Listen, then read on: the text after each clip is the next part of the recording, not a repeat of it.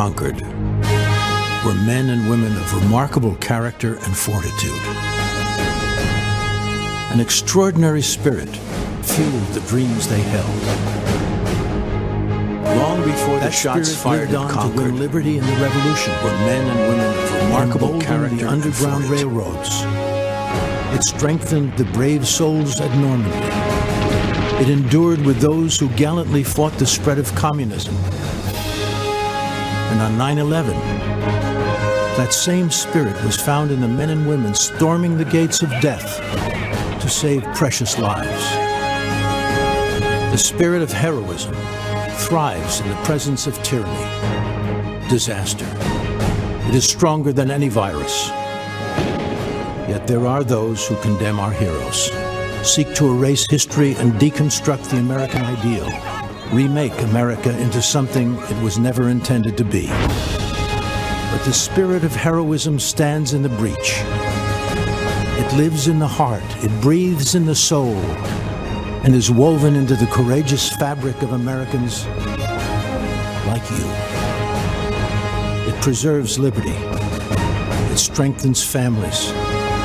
It empowers the extraordinary. The spirit of heroism inspires us to act when others are in need, to do the right thing. Join us tonight. Dream heroic dreams. Celebrate America, land of the free, home of the brave.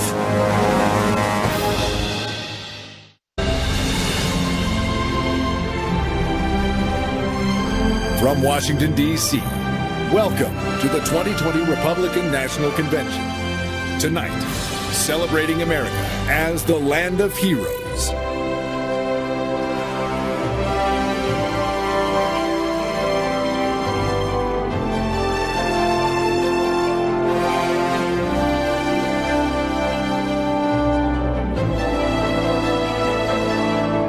Lord, Almighty God, we come before you this evening and pray for your divine protection over our brothers and sisters in the path of storms along our Gulf Coast. You are our rock and our shelter in the midst of the storms of life. You are the God who commands the winds and the waves, and we pray that you will provide refuge to our people. O Lord, you have granted us certain natural rights, such as the right to speak freely, life, liberty, the pursuit of happiness, as well as religious freedom, the right to assemble, and the right to self-defense. Only in America have these God-given rights so flourished and been categorized as belonging to the people, embodying the very essence of our government. Father, we pray that this outlook and mindset, this form of government continues, as has been our history, especially now when, to our horror, it is being challenged. And so we pray that God gives strength and health to our president, who has splendidly demonstrated daily his determination to defend and maintain the God-given rights of our citizens, as enshrined in our Constitution and in our Declaration, eloquently passed down through our Judeo-Christian tradition. President Trump has stood up fearlessly against those who are corrupting the term social justice so as to deny Americans their birthright and these divine gifts. May God protect him. May God bless all those in government and among our citizens who seek to honor, defend, and preserve our heritage. This land was founded in an epic and providential moment. Like the revelation at Sinai, it was the moment when the vision of God rendezvoused with the soaring and noble plans of appointed men. Yet, every so often, apace various generations, we are compelled to resurrect and give rebirth to our providential beginning, to renew our present days with the exuberance of those founding days. Perhaps that is what is meant when we say, "Make America great again." We pledge to vigilantly protect and tend the garden so as to imbibe its blessed fruits. May God continue to make America great, and may we continue to be His people, one nation, under God. And let us say, Amen. I pledge allegiance to the flag of the United States of America and to the republic for which it stands, one nation, under God, indivisible, with liberty and justice for all.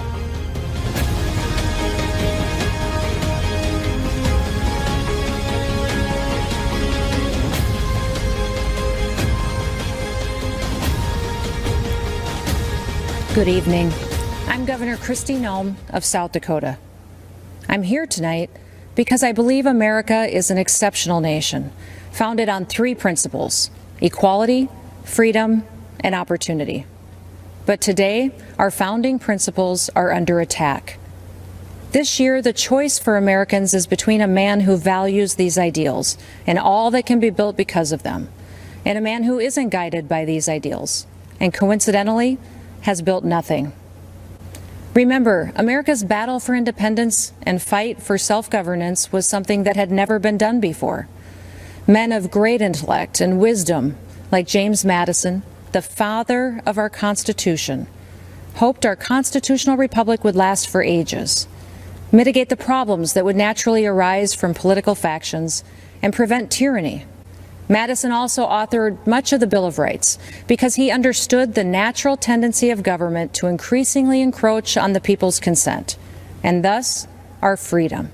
He urged his colleagues to adopt these amendments to enshrine in our Constitution the ideals laid out in the Declaration of Independence, that all power comes from the people, that the government is created and ought to be exercised for the benefit of the people. Our Constitution guarantees the right to speak, to assemble, and to worship, the right to arm ourselves as a counterbalance to a standing army, and the right to a fair and equitable criminal justice system. We must fight to protect these foundational rights from government interference and indifference. America is unique in the world. Government's power at all levels is limited to the confines of our Constitution, which protects our God-given liberties and civil rights. We are not and will not be the subjects of an elite class of so-called experts. We, the people, are the government. Now, at times, our country has struggled to live up to our founding principles. Another great American, Abraham Lincoln, knew that struggle better than anybody.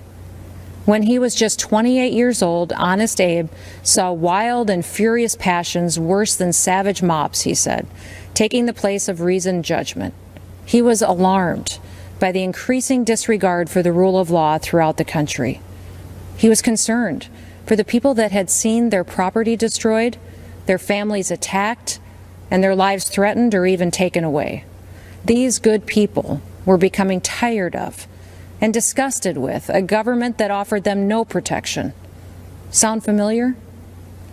It took 244 years to build this great nation, flaws and all. But we stand to lose it in a tiny fraction of that time if we continue down the path taken by the Democrats and their radical supporters. From Seattle and Portland to Washington and New York, Democrat-run cities across this country are being overrun by violent mobs. The violence is rampant. There's looting, chaos, destruction, and murder. People that can afford to flee have fled, but the people that can't, good, hardworking Americans, are left to fend for themselves. The Republican Party's commitment to individual rights and self-government is as necessary today as it was in 1860 when we won our first presidential election. Our party respects individuals based on who they are. We don't divide people based on their beliefs or their roots. We don't shun people who think for themselves. We respect everyone equally under the Constitution, and we treat them as Martin Luther King Jr. wished, according to the content of their character, not the color of their skin. In just 4 years, President Trump has lifted people of all races and backgrounds out of poverty. He shrunk government. He put money back into the pockets of hardworking, ordinary Americans. He has advanced religious liberty. He protected the Second Amendment. You can look back 50 years. You won't find anyone that has surpassed President Trump's success on these 4 issues alone. History chooses its heroes for the time in which they live. At our founding, Madison was one of the chosen. When the nation's very existence was challenged, it was Lincoln's turn. Thanks to these men, America is a land of hope. Their examples have been repeated in countless ways by simple Americans following their conscience. But there is another American hero to be recognized, and that is the common American. This is who President Trump is fighting for. He's fighting for you.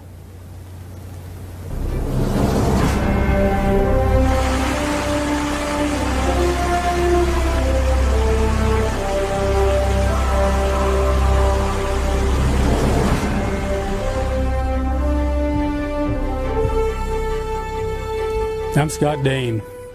I represent loggers and truckers in Minnesota, but I also represent a way of life. Logging's been a part of the great American story from the beginning.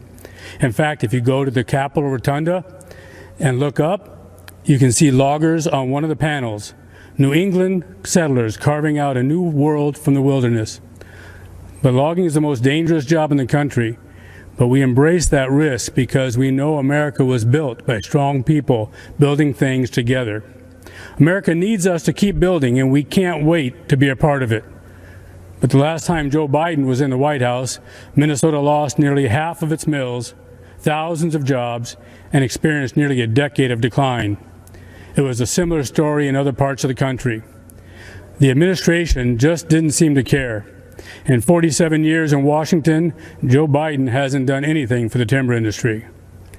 When plants closed in Duluth, Sartell, Cook, and Bemidji, they were just numbers on a paper to the Obama-Biden administration. To me, they were people and jobs and families. Under Obama-Biden, radical environmentalists were allowed to kill the forests. Wildfire after wildfire shows the consequences. Managed forests, the kind my people work in, are healthy forests. Under President Trump, we've seen a new recognition of the value of forest management in reducing wildfires. And we've seen new support for our way of life, where a strong back and a strong work ethic can build a strong middle class. We want to build families where we were raised and stand by communities that stood by us. We want that way of life available for the next generation, and we want our forests there too. President Trump, thank you for helping us do just that.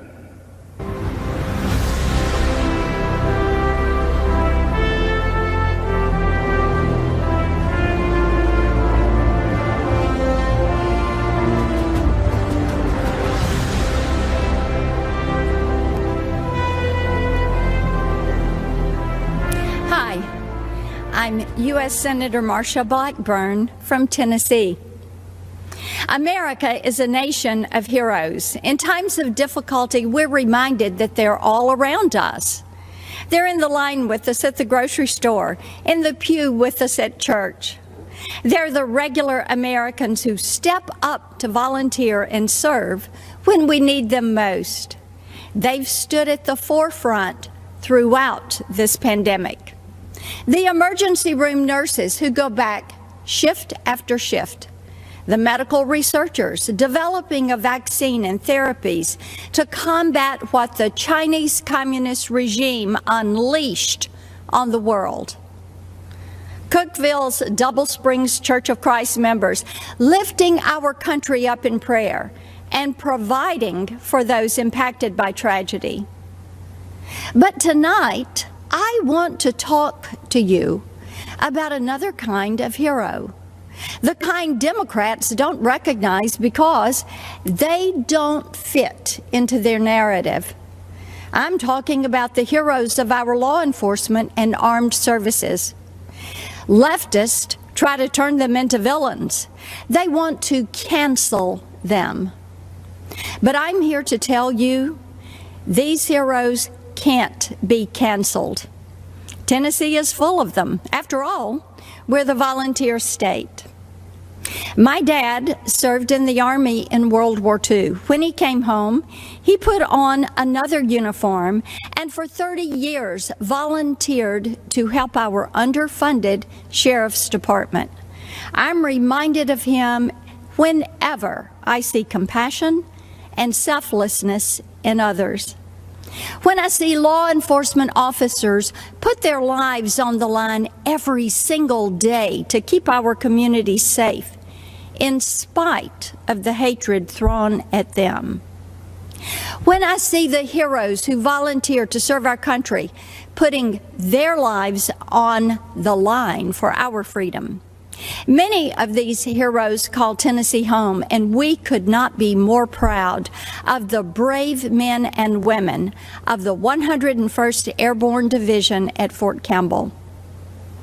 The common thread between them is a deep-seated desire to serve a cause larger than themselves. They don't believe their country owes them anything. They believe they owe their country and their fellow man. As hard as Democrats try, they can't cancel our heroes. They can't contest their bravery, and they can't dismiss the powerful sense of service that lives deep in their souls. So, they try to defund them, our military, our police, even ICE, to take away their tools to keep us safe. Joe Biden, Kamala Harris, and their radical allies try to destroy these heroes because if there are no heroes to inspire us, government can control us. They close our churches, but keep the liquor stores and abortion clinics open. They say we can't gather in community groups, but encourage protests, riots, and looting in the streets. If the Democrats had their way, they would keep you locked in your house until you become dependent on the government for everything. That sounds a lot like communist China to me. Maybe that's why Joe Biden is so soft on them. Why Nancy Pelosi says that China would prefer Joe Biden. Yep, I bet they would. But President Trump has stood up for our heroes every day. He stood by our law enforcement, our military, and the freedoms we hold dear. He's made good on his promise to put America first. And I hope you will stand with me as we send him back for 4 more years with a clear message to the Democrats. You will never cancel our heroes.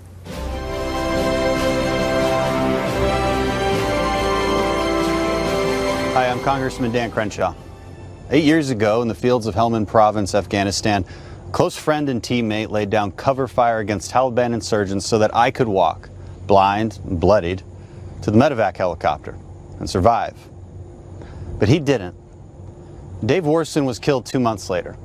He died a hero to this great country. Here's the truth about America. We are a country of heroes. I believe that, so should you. We are a people with a common set of ideals conceived in liberty. People that have sacrificed time and again for our freedom and the freedom of others. That's something no other country ever, anywhere, can claim. Since 9/11, I've seen America's heroes up close. Some of them saved my life. Some of them saved many others' lives. Many of them never made it home. These heroes acted as if the whole struggle depended on them alone, as if any weakness on their part would be a reflection of the whole nation. That's called duty. And America has a long history of it. Our enemies fear us because Americans fight for good, and we know it. It gives us strength. When our heroes are trusted and equipped, then freedom prevails. The defeat of ISIS was the result of America believing in our heroes, our president having their backs and rebuilding our military so we'd have what we needed to finish the mission. The cowering of the Iranian regime and the restoration of the deterrence once lost is the result of America believing in her own might again. But America's heroism isn't relegated to the battlefield. Every single day we see them if you just know where to look. It's the nurse who volunteers for back-to-back shifts caring for COVID patients because she feels that's her duty. It's the parent who will relearn algebra because there's no way they're letting their kid fall behind while schools are closed. And it's the cop that gets spit on one day and will save a child's life the next. America is the country where the young military wife with 2 young children answers the unexpected knock at the door, looks the man in uniform in the eye, and even as her whole world comes crashing down, she stands up straight, she holds back tears, and takes care of her family, because she must. This is what heroism looks like. It's who we are, nation of heroes. We need you now more than ever. We need to remind ourselves what heroism really is. Heroism is self-sacrifice. It's not moralizing and lecturing over others when they disagree. Heroism is grace, not perpetual outrage. Heroism is rebuilding our communities, not destroying them. Heroism is renewing faith in the symbols that unite us, not tearing them down. You see, America is a fabric. It's woven from the threads of history's best stories, best attributes, and greatest ideas. The American spirit reflects the oldest and most important virtues: self-sacrifice, courage, tolerance, love of country, grace, and passion for human achievement. We can decide right now that American greatness will not be rejected nor squandered. As the American founding was grounded in individual liberty, so will be our future. But if we are to rediscover our strength, then it must be an endeavor undertaken by each and every one of us. We must become the heroes that we so admire. America was built by them, and our future will be protected by them. It will be protected by you. So God bless America.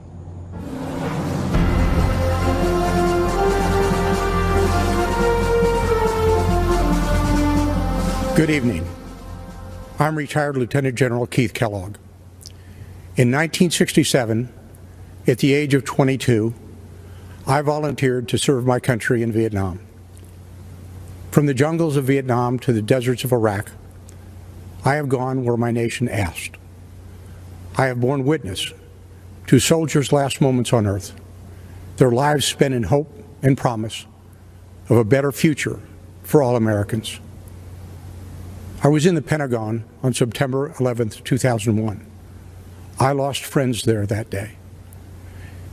In the years that followed, I watched my daughter, son, and son-in-law deploy to Afghanistan. I have looked into the eyes of my grandchildren as they said goodbye to their fathers and hugged them one last time. I lived service. I understand sacrifice. I know leadership. Over the past 3.5 years, I have witnessed every major foreign policy and national security decision by the President. I have been in the room where it happened. I saw only one agenda and one guiding question when tough calls had to be made. Is this decision right for America? When President Donald Trump took office, decades of failed foreign policy had crippled us. He faced wars without end in sight, creation of failed states like Libya and Syria, a past that allowed a terrorist caliphate to grow, and leadership in Washington that allowed our military to atrophy while we spent trillions of dollars abroad instead of investing at home. President Trump has reversed the decline of our military and restructured our national security strategy. With historic investment and vision, our military is now better equipped, better resourced, and better manned than any military in the world. President Trump demolished the terrorist ISIS caliphate in the Middle East and eliminated its leader, al-Baghdadi, one of the world's most brutal terrorists. President Trump took decisive action against Iranian terrorist mastermind, Qasem Soleimani, a man responsible for deaths of hundreds of American servicemen in Iraq. When our NATO allies failed to meet their commitments as we upheld ours, President Trump demanded parity. NATO members have now increased their contributions over $100 billion this year And NATO's Secretary General credits President Donald J. Trump. President Trump challenged and continues to challenge an ever increasingly provocative and militant China. But make no mistake, President Trump is no hawk. He wisely wields the sword when required, but believes in seeking peace instead of perpetual conflict. Just over a week ago, our president brokered a peace agreement between the United Arab Emirates and Israel, the first in the Middle East in over 25 years. And this week, Afghan negotiators, with help from American officials, will start peace negotiations between the Taliban and the Afghan government to end America's longest war. Ask yourself, has this president kept his promises to keep us out of needless conflicts and to pursue ending wars without end? Has he defended your interests in renegotiating trade deals that previously hurt Americans and our national security? Has he fulfilled his commander-in-chief role by decisively going after our nation's enemies? You and I know the answer is yes. The choice is clear. This is the most important election of our lifetime. The next 4 years will decide the course of our country for decades to come. I am asking you to stand up and be counted, so we never have to look back and recall what it was once like in America, when men and women were free, our families were secure, and we had a president who served the people. God bless America. Thank you, and good night.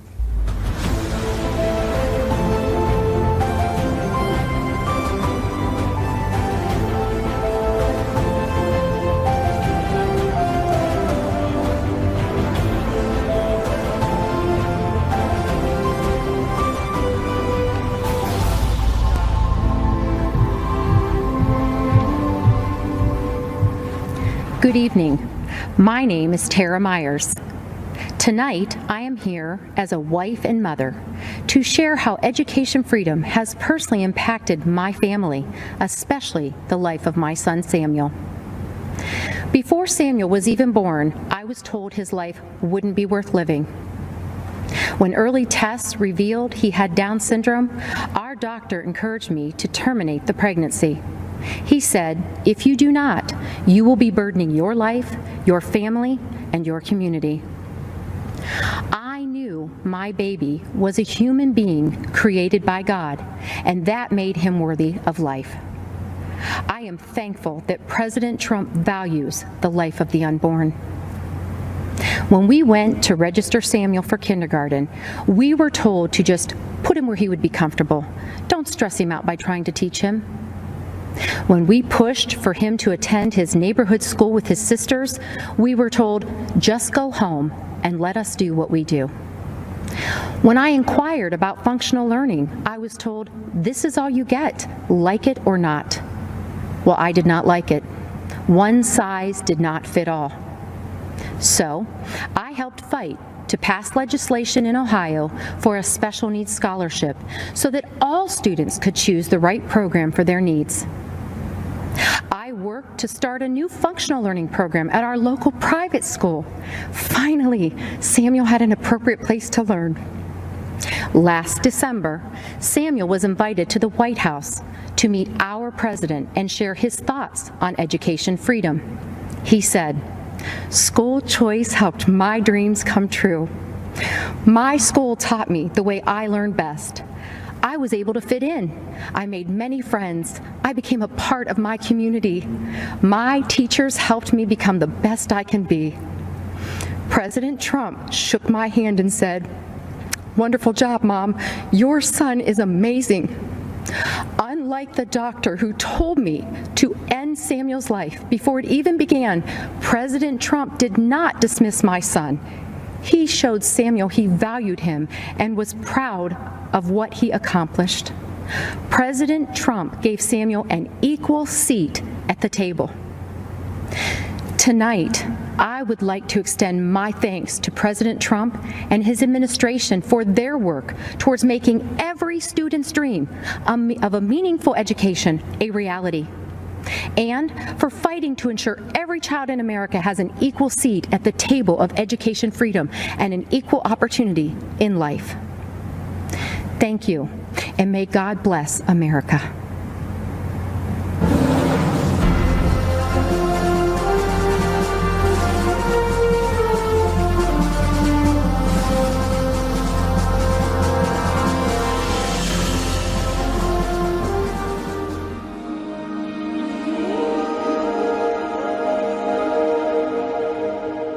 It all started at a tea party. 13 years before the American Civil War, civil unrest and division separated countrymen into two opposing camps. One determined to keep African American people enslaved, the other determined to see all people free. Elizabeth Cady Stanton and Lucretia Mott felt the call to fight for that freedom when they were selected as delegates for an anti-slavery convention. But upon arrival, were told they could not speak or vote at the male-dominated event. On July 9, 1848, Mott, Stanton, and 3 other women met for tea. By the end of the day, they'd formed a coalition with the sole purpose of gaining the right for women to vote, so they in turn would be free to fight for the freedoms of others. Women across America united and formed activist groups working tirelessly to win the vote for American women. The unconquerable Susan B. Anthony became one of the most visible leaders of women's suffrage when, in 1872, she registered and voted for every Republican on the ballot. As punishment for her actions, she was arrested for illegal voting. At the request of Susan B. Anthony, Senator A.A. Sargent introduced the 19th Amendment in 1878. The Susan B. Anthony Amendment was submitted and defeated 4 times, but women continued to fight. Sojourner Truth and many other black suffragettes defied segregation, fighting for all women's voices to be heard and allowed to vote. For the 2 years prior to ratification, the Silent Sentinels quietly picketed the White House. Finally, when Republicans regained control of Congress, on August 26, 1920, the Equal Suffrage Amendment was signed into law. Women's suffrage movement took 72 years and would change the lives of women forever. The victory was achieved peacefully through the valiant efforts of women patriots and the democratic process. 100 years later, in a bold declaration of rights for women, President Trump granted a full pardon to Susan B. Anthony on the 100th anniversary of the 19th Amendment's ratification. Women's suffrage was born from a desire to fight for the freedom of others. Now, we, the great patriots of America, will band together once again, and with one unified voice, we will vote for freedom.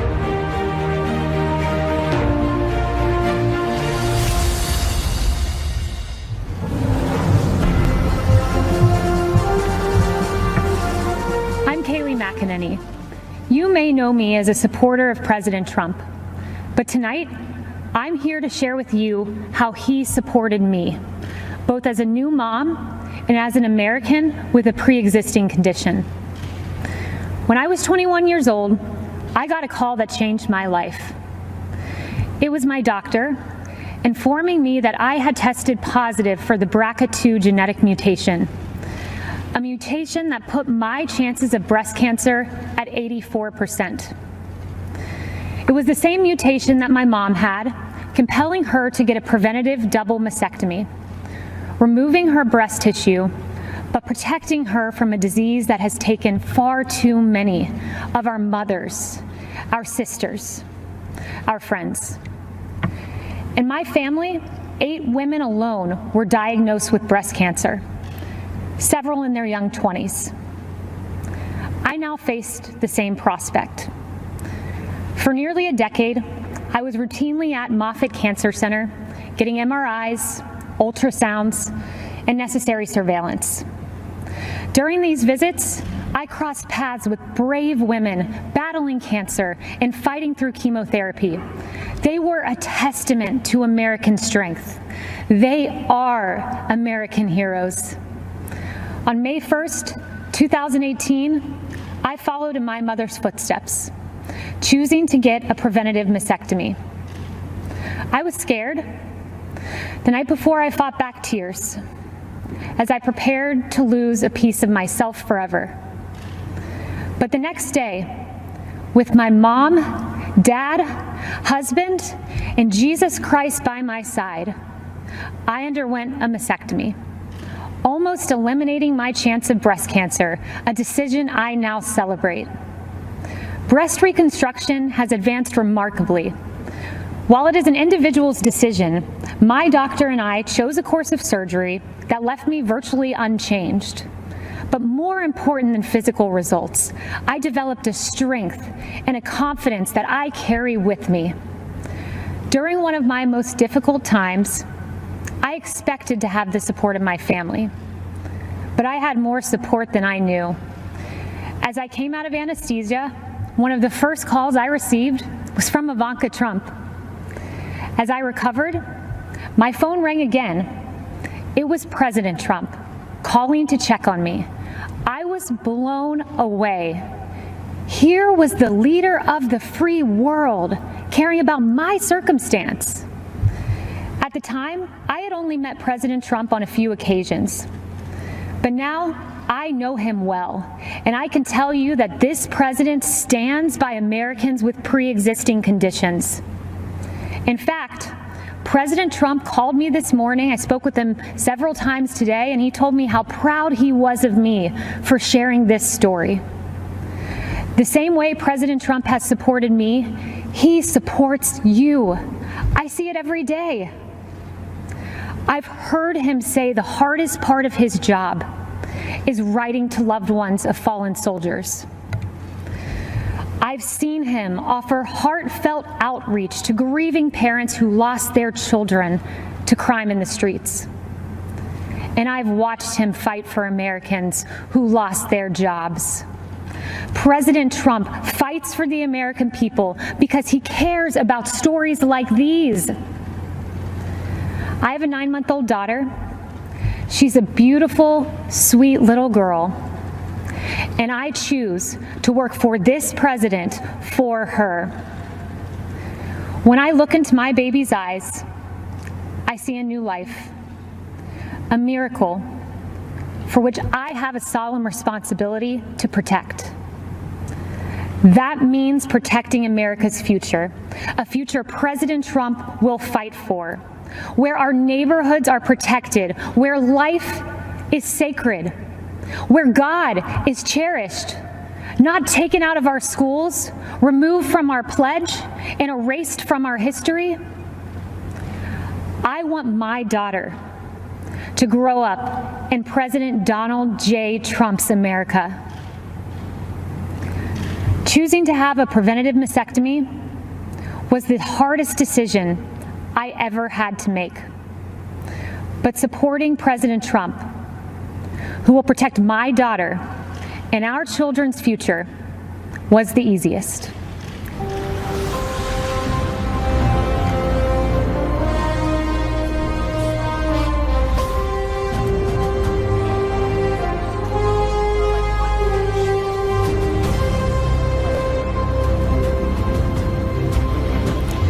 Good evening. I'm Karen Pence. My husband is Vice President Mike Pence. 100 years ago today, the 19th Amendment was adopted into the United States Constitution, guaranteeing women the right to vote. Because of heroes like Susan B. Anthony and Lucy Stone, women today, like our daughters, Audrey and Charlotte, and future generations, will have their voices heard and their votes count. The women's suffrage movement was the gateway that led to women having the opportunities to achieve monumental milestones and accomplish significant achievements in both civic and governmental roles. This evening, we look at heroes in our land. As Second Lady of the United States for the past 3.5 years, I have had the honor of meeting many heroes across this great country. The Pences are a military family. Our son Michael serves in the United States Marines, and our son-in-law Henry serves in the U.S. Navy. And one of my key initiatives is to elevate and encourage military spouses. These men and women, like our daughter Charlotte and our daughter-in-law Sarah, are the home front heroes. I have been privileged to hear so many stories of selfless support, volunteer spirit, and great contributions to the armed forces and our communities. You know, military spouses may experience frequent moves and job changes, periods of being a single parent while their loved one is deployed, all while exhibiting pride, strength, and determination, and being a part of something bigger than themselves. To all of the military spouses, thank you. President Trump and Vice President Pence have been supporting our United States Armed Forces, including our military families, on a significant scale. While traveling throughout our nation to educate military spouses about policy solutions that President Trump has promoted involving real, tangible progress in military spouse employment, I have been inspired to meet heroes like Lisa Bradley and Cameron Cruz. These military spouses decided to start their own business, R Riveter, named after the Rosie the Riveter campaign used to recruit women workers during World War II. R Riveter makes beautiful handbags designed and manufactured exclusively by military spouses. And many of those spouses live all over the country. They prepare and send their section of the bags to the company located in North Carolina, where the final product is assembled. Military spouse hero Jalon Hall Johnson in Billings, Montana, is a culinary artist who had dreamed of starting her own restaurant. Working with the Small Business Administration's Development Center, Jalon started her restaurant, The Sassy Biscuit, and she just opened a second restaurant in Dover, New Hampshire. And as the Second Lady, I've also been able to bring awareness to a form of therapy for our heroic veterans suffering from PTSD. Art therapy, facilitated by a professional art therapist, is especially effective with post-traumatic stress disorder. Master Gunnery Sergeant Chris Stowe, a Marine veteran I met in Tampa, who deployed for combat in Iraq and Afghanistan, said nothing had helped him deal with the trauma from his service in the Marines until he finally agreed to meet with the art therapist at Walter Reed Medical Center. Chris credits art therapy with saving his marriage and his life. And Chris went on to establish a glass-blowing workshop to help other vets. Many of our veteran heroes struggle as they transition back into civilian life, and sometimes the stress is too difficult to manage alone. A few weeks ago, I had the honor of speaking with some amazing Americans who answer the Veterans Crisis Line. One in particular, Sydney Morgan, especially impacted me. A veteran herself, Sydney said it is the highest honor of her life until they physically walk into a clinic to receive help they deserve, and she can pass their hand to someone ready to help. In these difficult times, we've all seen so many examples of everyday Americans reaching out a hand to those in need, those who, in humility, have considered others more important than themselves. We've seen healthcare workers, teachers, first responders, mental health providers, law enforcement officers, grocery and delivery workers, and farmers, and so many others. Heroes all. 100 years ago, women secured the right to vote.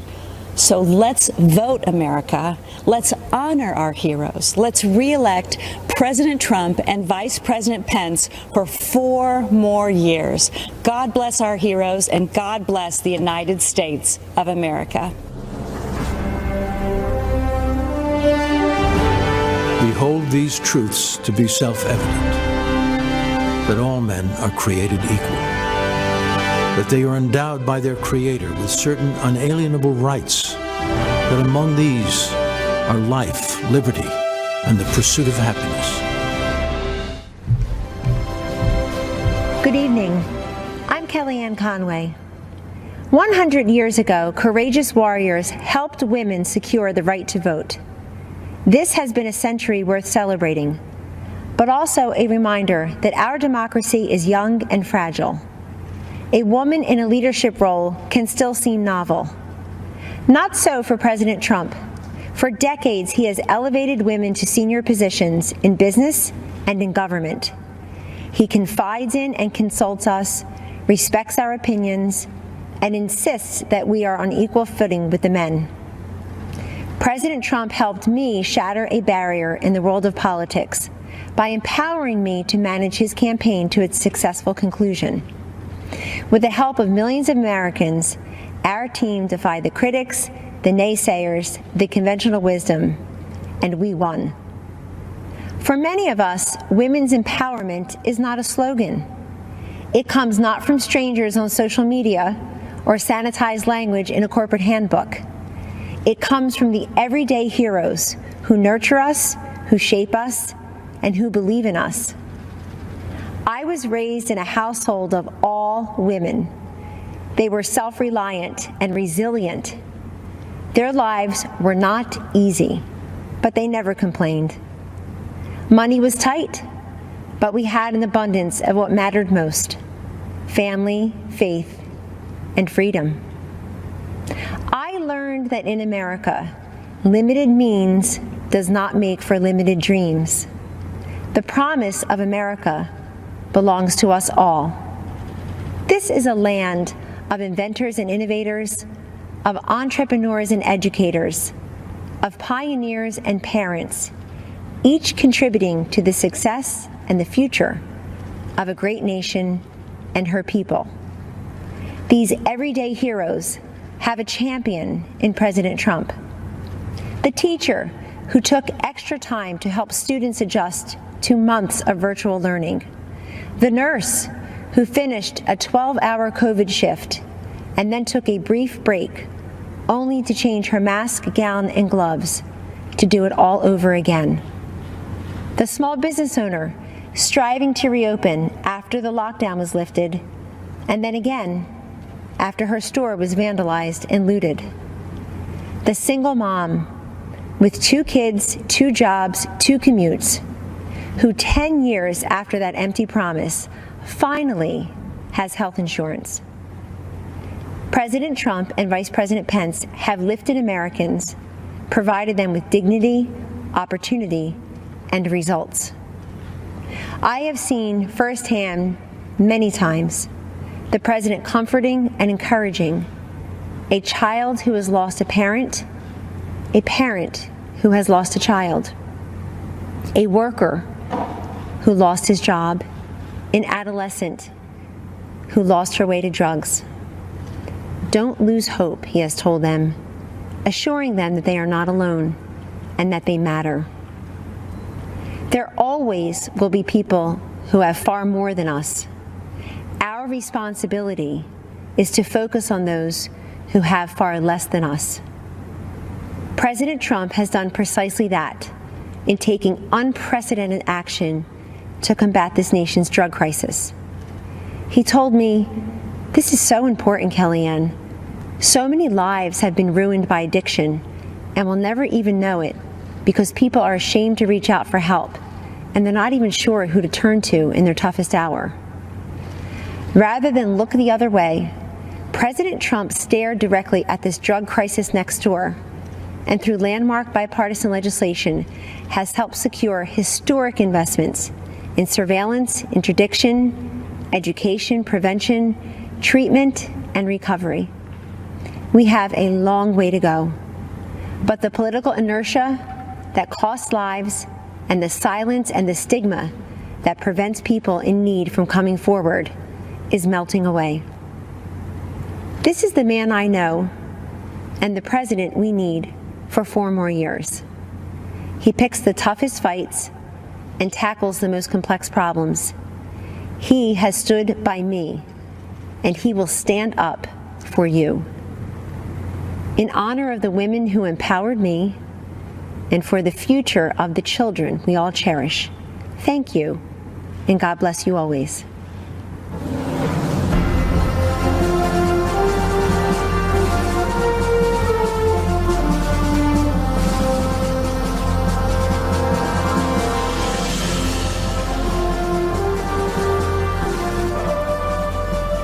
Good evening.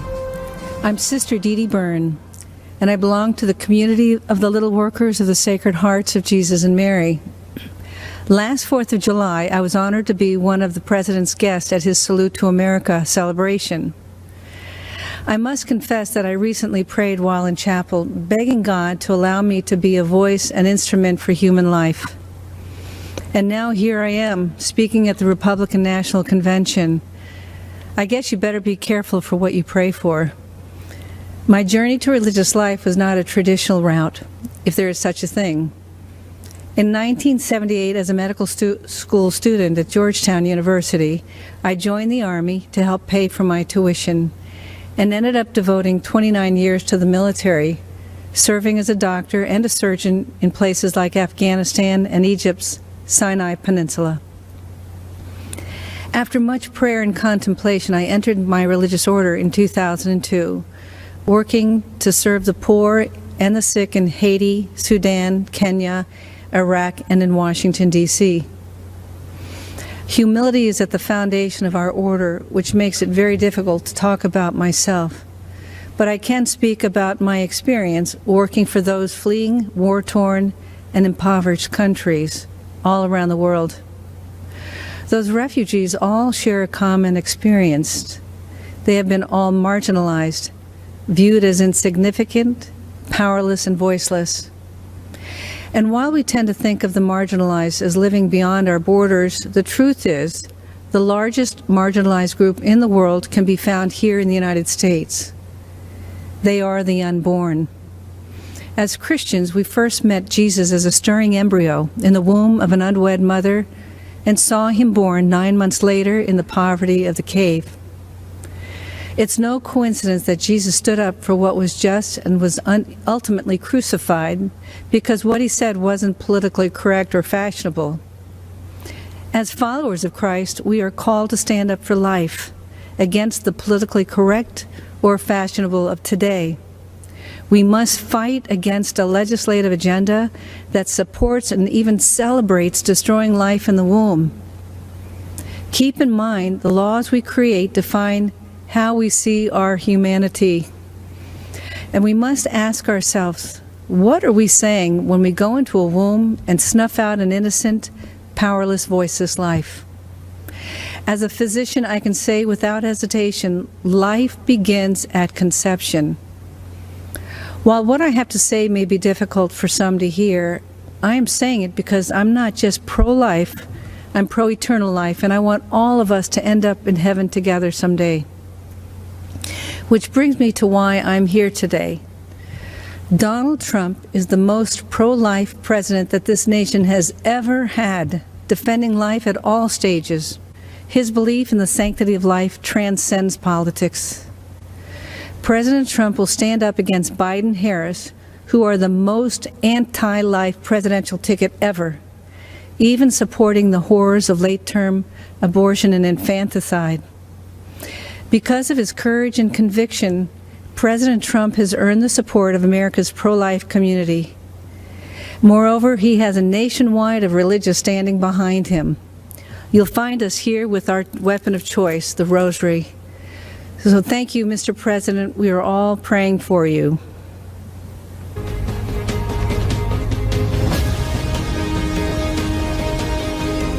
I'm Lou Holtz. Many of you might know me as Coach Holtz, or maybe that football guy. It is a pleasure, a blessing, and an honor for me to explain why I believe that President Trump is a consistent winner, an outstanding leader, and deserves to be reelected as our president. First, I want you to know that I grew up in a one-bedroom house in West Virginia. I may have been poor, but the lessons my parents taught me were priceless. They taught me that life is about making choices. Wherever you are, good or bad, don't blame anyone else. Go get an education. Get to work. You can overcome any obstacles.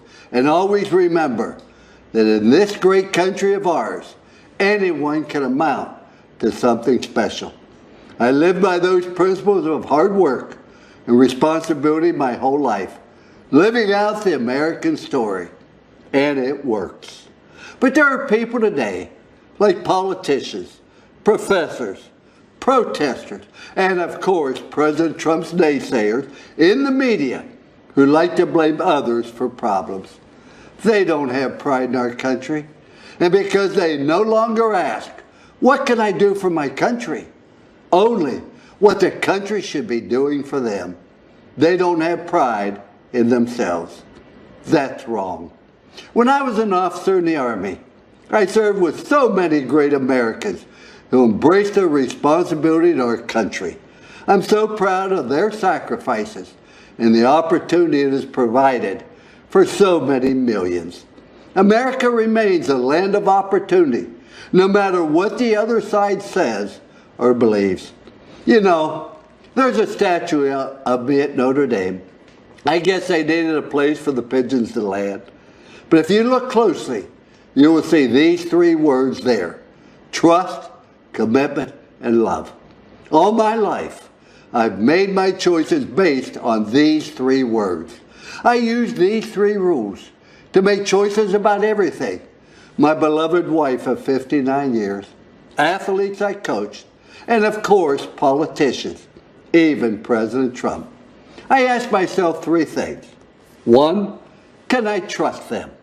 When a leader tells you something, you got to be able to count on it. That's President Trump. He says what he means what he says, and he's done what he said he would do at every single turn. One of the important reasons he has my trust is because nobody has been a stronger advocate for the unborn than President Trump. The Biden-Harris ticket is the most radically pro-abortion campaign in history. They and other politicians are Catholics in name only and abandon innocent lives. President Trump protects those lives. I trust President Trump. The second question I ask is, are they committed to doing their very best? President Trump always finds a way to get something done. If you want to do something bad enough, you will find a way. If not, you'll find an excuse. And excuses are a lot easier to find than solutions. President Trump finds solutions. President Trump is committed. And the third question I ask is, do they love people? Do they care about others? To me, this is very clear. President Trump has demonstrated through his prison reform, advocating for school choice and welfare reform, that he wants Americans from all walks of life to have the opportunity to succeed and live the American dream. President Trump loves our country and our great people. Trust, commitment, and love. In President Trump, we have a president we can trust, who works hard at making America greater and who genuinely cares about people. If I apply this test to Joe Biden, I can't say yes to any of these three questions. I used to ask our athletes at Notre Dame, if you did not show up, who would miss you and why? Can you imagine what would happen to us if President Trump had not shown up in 2016 to run for president? I'm so glad he showed up. Thank you for showing up, Mr. President. I encourage everyone who loves this country, who loves America, to show up in November for President Trump. Thank you.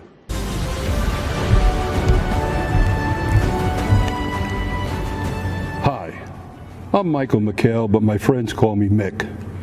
I'm a 30-year active duty member of law enforcement in the state of Florida.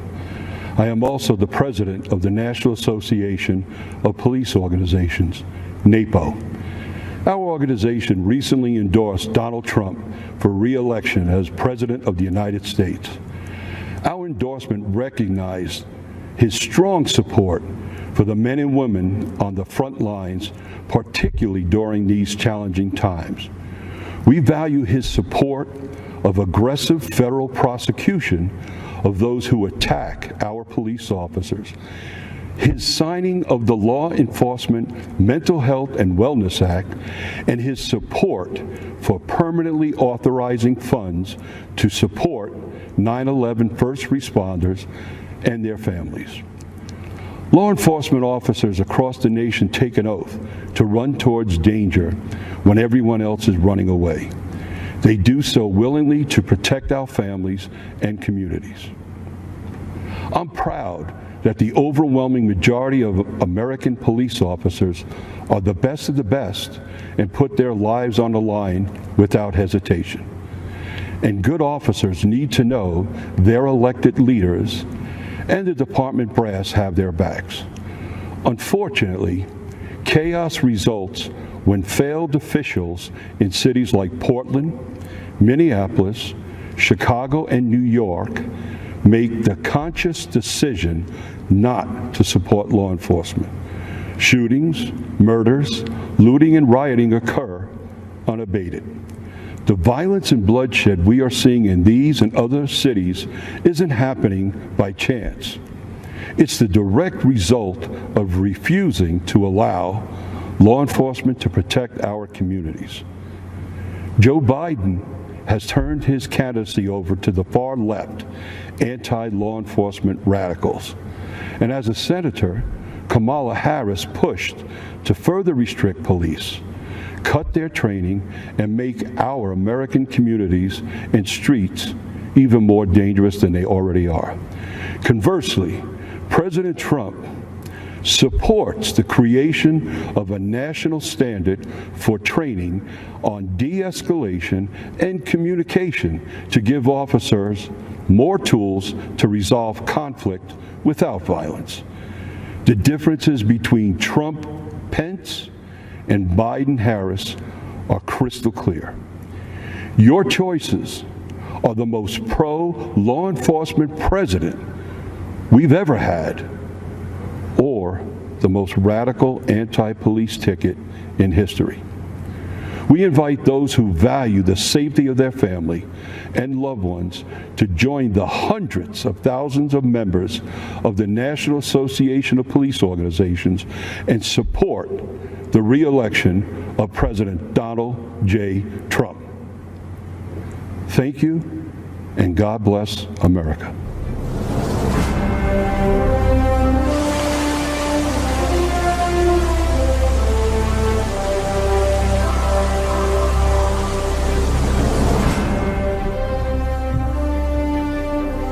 I'm Congresswoman Elise Stefanik, and I am honored to represent New York's 21st Congressional District, the cradle of the American Revolution. It's where almost 250 years ago, brave patriots fought in the battles of Saratoga to turn the tide of the Revolutionary War. It's where 40 years ago in Lake Placid, a team of amateur hockey players out-hustled, out-skated, and defeated the Soviet Union, stunning the world and giving us the unforgettable Miracle on Ice. And today, it's home to Fort Drum and the historic 10th Mountain Division, the most deployed unit in the U.S. Army since 9/11, where I saw firsthand President Trump graciously thank and honor our men and women in uniform and sign the largest pay raise for our troops in a decade. Since our nation's founding, generation after generation of everyday Americans served and sacrificed to preserve and strengthen the American dream, the vision of life, liberty, and the pursuit of happiness, and the idea that if you work hard and dream big, you can achieve anything you imagine. I believe in the American dream because I've lived it. Like millions of Americans, I grew up in a small business family where I learned the values of hard work and determination.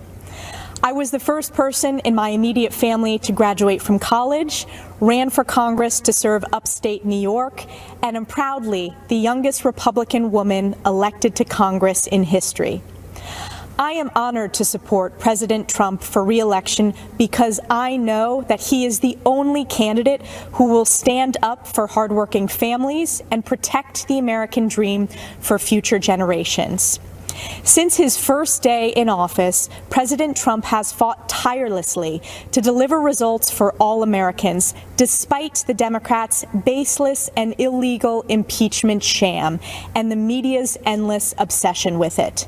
I was proud to lead the effort standing up for the Constitution, President Trump, and most importantly, the American people. This attack was not just on the president. It was an attack on you, your voice, and your vote. But the American people were not swayed by these partisan attacks. Our support for President Trump is stronger than ever before. We know what's at stake in this historic election. Americans from all walks of life are unified in support of our president. It's why more Republican women than ever are running for office this year.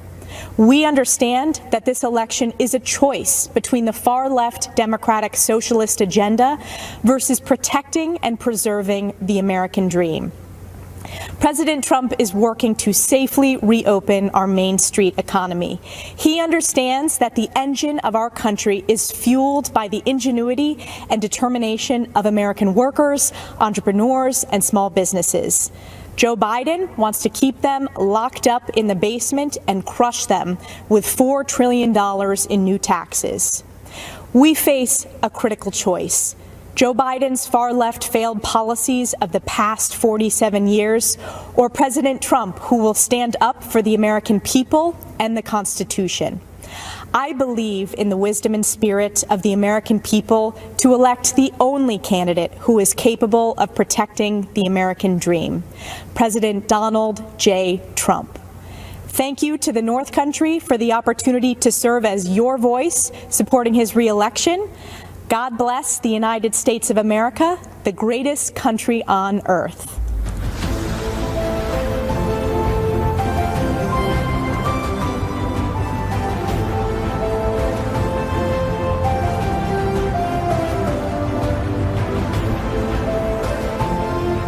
Good evening. I'm Madison Cawthorn, and I'm running to represent North Carolina's 11th Congressional District. This is a time of great adversity for our country, and I know something about adversity. At 18 years old, I was in a horrific car accident that's left me paralyzed from the waist down. Instantly, my hopes and dreams were seemingly destroyed. I was given a 1% chance of surviving, but thanks to the power of prayer, a very loving community, and many skilled doctors, I made it. It took me over a year to recover. My first public outing in a wheelchair was to a professional baseball game. You know, before my accident, I was 6'3". I stood out in the crowd. But as I wheeled through the stadium, I felt invisible. At 20, I thought about giving up. However, I knew I could still make a difference. You know, my accident has given me new eyes to see and new ears to hear. God protected my mind and my ability to speak. So I say to people who feel forgotten, ignored, and invisible, I see you. I hear you. At 20, I made a choice. In 2020, our country has a choice. We can give up on the American idea, or we can work together to make our imperfect union more perfect. I choose to fight for the future, to seize the high ground and retake the shining city on a hill. While the radical left wants to dismantle, defund, and destroy, Republicans, under President Trump's leadership, want to rebuild, restore, and renew. I just turned 25. When I'm elected this November, I'll be the youngest member of Congress in over 200 years. And if you don't think young people can change the world, then you just don't know American history. George Washington was 21 when he received his first military commission. Abe Lincoln, 22 when he first ran for office.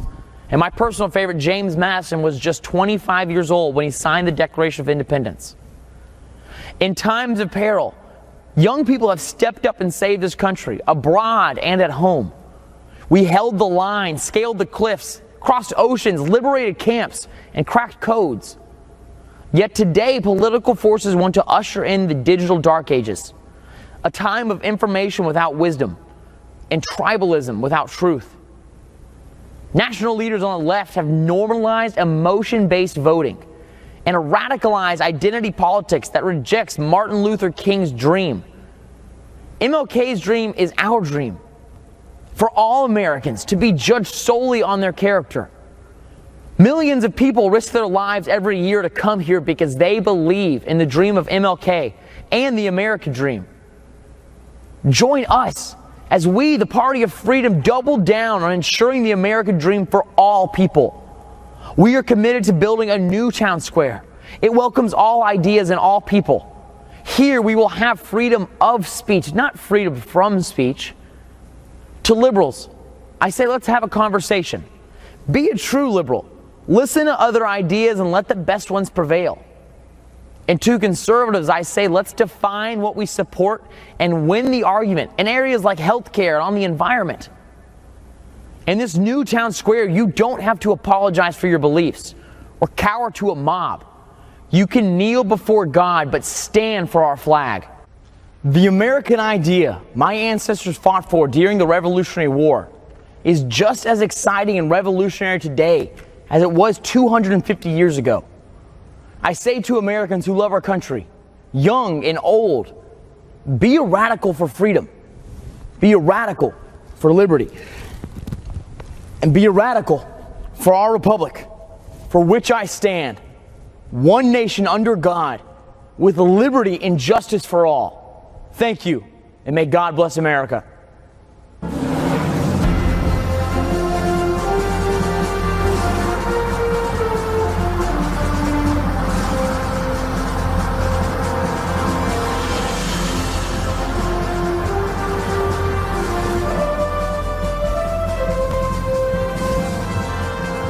I'm Jack Brewer, a former three-time NFL team captain, college professor, coach, husband, son, and father.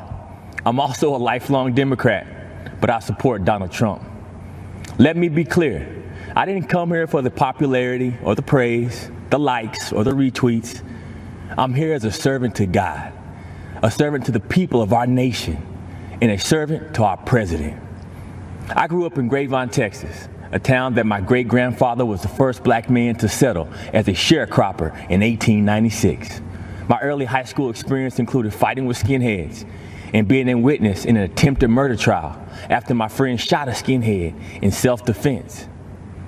I remember my dad's bravery when he personally stood up against a KKK rally in my town. In my house, my father taught me to back down from no one. I know what racism looks like. I've seen it firsthand. In America, it has no resemblance to President Trump. And I'm fed up with the way he's portrayed in the media, who refuse to acknowledge what he's actually done for the black community. It's confusing the minds of our innocent children. Before I left to come deliver this message, my energetic 8-year-old son Jackson stopped me and said, "Dad, can you please just tell everyone that all lives need to matter and that God loves everyone?" In that moment, I realized that my 8-year-old had figured out what so many adults have seemed to forget. We are not as divided as our politics suggest. At some point, for the sake of our children, the policies must take priority over the personalities. So because you have an issue with President Trump's tone, you're going to allow Biden and Harris to deny our underserved black and brown children school choice? Are we so offended by the president's campaign slogan, "Make America Great Again," that we're going to ignore that Joe Biden and Kamala Harris have collectively been responsible for locking up countless black men for nonviolent crimes? Are you going to allow the media to lie to you by falsely claiming that he said there were very fine white supremacists in Charlottesville? He didn't say that. It's a lie. And ignore the so-called Black Lives Matter organization that openly, on their website, calls for the destruction of the nuclear family. My fellow Americans, our families need each other. We need black fathers in the homes with their wives and children. The future of our communities depend on it. I'm blessed to be able to run inner city youth programs and to also teach in prisons across America. The inmates in my federal prison program literally receive days off their sentence just for attending my class. And that's thanks to President Donald Trump and his First Step Act. President Trump cared about these Americans and their families, even when so many others had left them behind and had written them off. I'm forever grateful for President Trump for that. He endures relentless attacks, and so do many of us, like myself, who support him. But my mama always told me, when the Lord starts blessing, the devil starts messing. This convention marks a time to celebrate our history. Republicans are the party that freed the slaves and the party that put the first black men and women in Congress. It's the party of Frederick Douglass and Abraham Lincoln. And now, Tim Scott and Donald Trump. Our president has made incredible strides to end mass incarceration and give unprecedented opportunities for black in America to rise. America, let this election be a call for all God's people who are called by his name to humble ourselves and pray together and to seek his face and to turn from our wicked ways. Then he will hear us from heaven, and he will forgive our sins, and he will heal our land. Amen, and God bless America.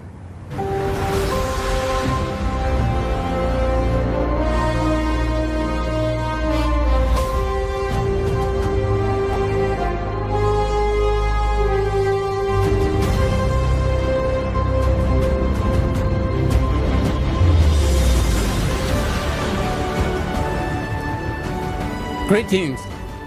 My name is Chen Guangcheng. Standing up to tyranny is not easy, I know. When I spoke out against China's one-child policy and other injustices, I was persecuted, beaten, sent to prison, and put under house arrest by the Chinese Communist Party, the CCP. In April 2012, I escaped and was given shelter in the American Embassy in Beijing.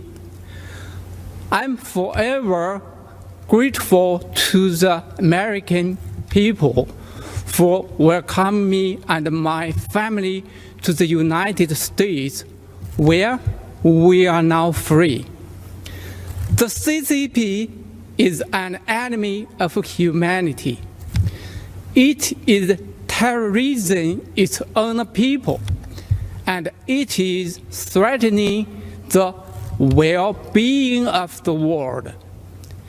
In China, expressing beliefs or ideas not approved by the CCP, religion, democracy, human rights can lead to prison.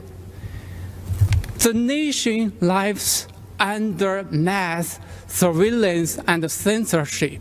The U.S. must use its values of freedom, democracy, and the rule of law to gather a coalition of other democracies to stop CCP's aggression. President Trump had led on this, and we need the other countries to join him in this fight, a fight for our future. Standing up to fight unfairness isn't easy, I know.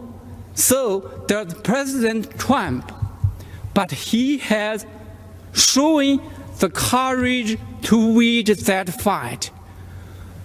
We need to support, vote, and fight for President Trump for the sake of the world.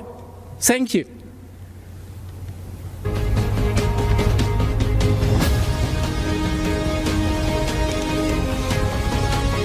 I'm Congressman Lee Zeldin. Tonight, as we celebrate America as a land of heroes. I'm here at a VFW Post of Heroes in West Hampton Beach, New York. I've seen amazing Americans in action. Raised in a law enforcement family, deployed to Iraq as an 82nd Airborne paratrooper, and serving today in the Army Reserve. My generation of post 9/11 veterans has huge shoes to fill, following our greatest generation that fought tyranny and saved the world. All over our country, everyday heroes serve and sacrifice for the greater good. Farmers, truckers, craftsmen, these heroes keep America running, and President Trump fights for them every day. This year, we've especially relied on one particular group of heroes, frontline medical workers. My twin daughters, Michaela and Ariana, were born over 14 weeks early. They weighed just 1.5 pounds. At 2 weeks, Michaela went into septic shock, had a stroke, and underwent brain surgery, leaving 1/3 of the left side of her brain a hole. Her doctors didn't believe Michaela would survive, fearing dire permanent consequences even if she did. Through the miracles of modern medicine, power of prayer, and her will to live, my daughters are now starting high school and doing great, with no long-term effects from those frightful months in the NICU. So when I learned my county's PPE stockpile was depleted, I immediately thought of those healthcare workers who saved my baby girls. Jared Kushner and I were on the phone late into that Saturday night. The very next day, President Trump announced he was sending us 200,000 N95 masks. He actually delivered almost 400,000. That number quickly grew to 1.2 million masks, gowns, and more. The president sent thousands of ventilators to New York. He deployed the USS Comfort and converted the Javits Center to a field hospital. His administration authorized our lab testing requests at blinding speed. During a once-in-a-century pandemic, an unforeseeable crisis sent to us from a faraway land, the president's effort for New York was phenomenal. For our nation to emerge even stronger, more prosperous, freer, and more secure than ever. To make our country greater than ever before, we must re-elect President Trump. We are the land of the free because of the brave. And we are the land of opportunity because we have a president who wants to empower the best of who we are to be the best of what we can be. There's never been a nation greater than ours. Never a people more resilient than ours. And never a future for America more promising than ours right now. Keeping America great is up to us, and losing is not an option. Very proud to have President Trump in office here. He's the best we've ever had. He's done the most for any president ever done. He's always there trying to take care of veterans, giving veterans what they need. The turnaround times have increased since Trump has taken over. You have to fight 15 years for benefits, but once he came into office, you had like 90 days. You turned your paperwork in, at least you had some kind of answer. I waited months for a signature on a piece of paper to get a prosthetic leg fixed. And now it's a lot better turnaround. But before, it was a 5-year waiting process to appeal. So how long do we have to wait for benefits? I waited 20 years to file. Rapidly was approved for medical and then turned right around and got disability. I was thinking it was going to be several years worth of waiting to hear. He's accomplished a lot in 3.5 years. And it helps the American people, and he has done a lot for veterans, for the middle class. I chose to serve my country. If I could do it, I would do it all over again. Especially for this president. I mean, he's the kind of president you'd run through a brick wall if he asked you to. Went through many presidents, but this one, I can say, is the best president we've ever had and ever will have, I believe.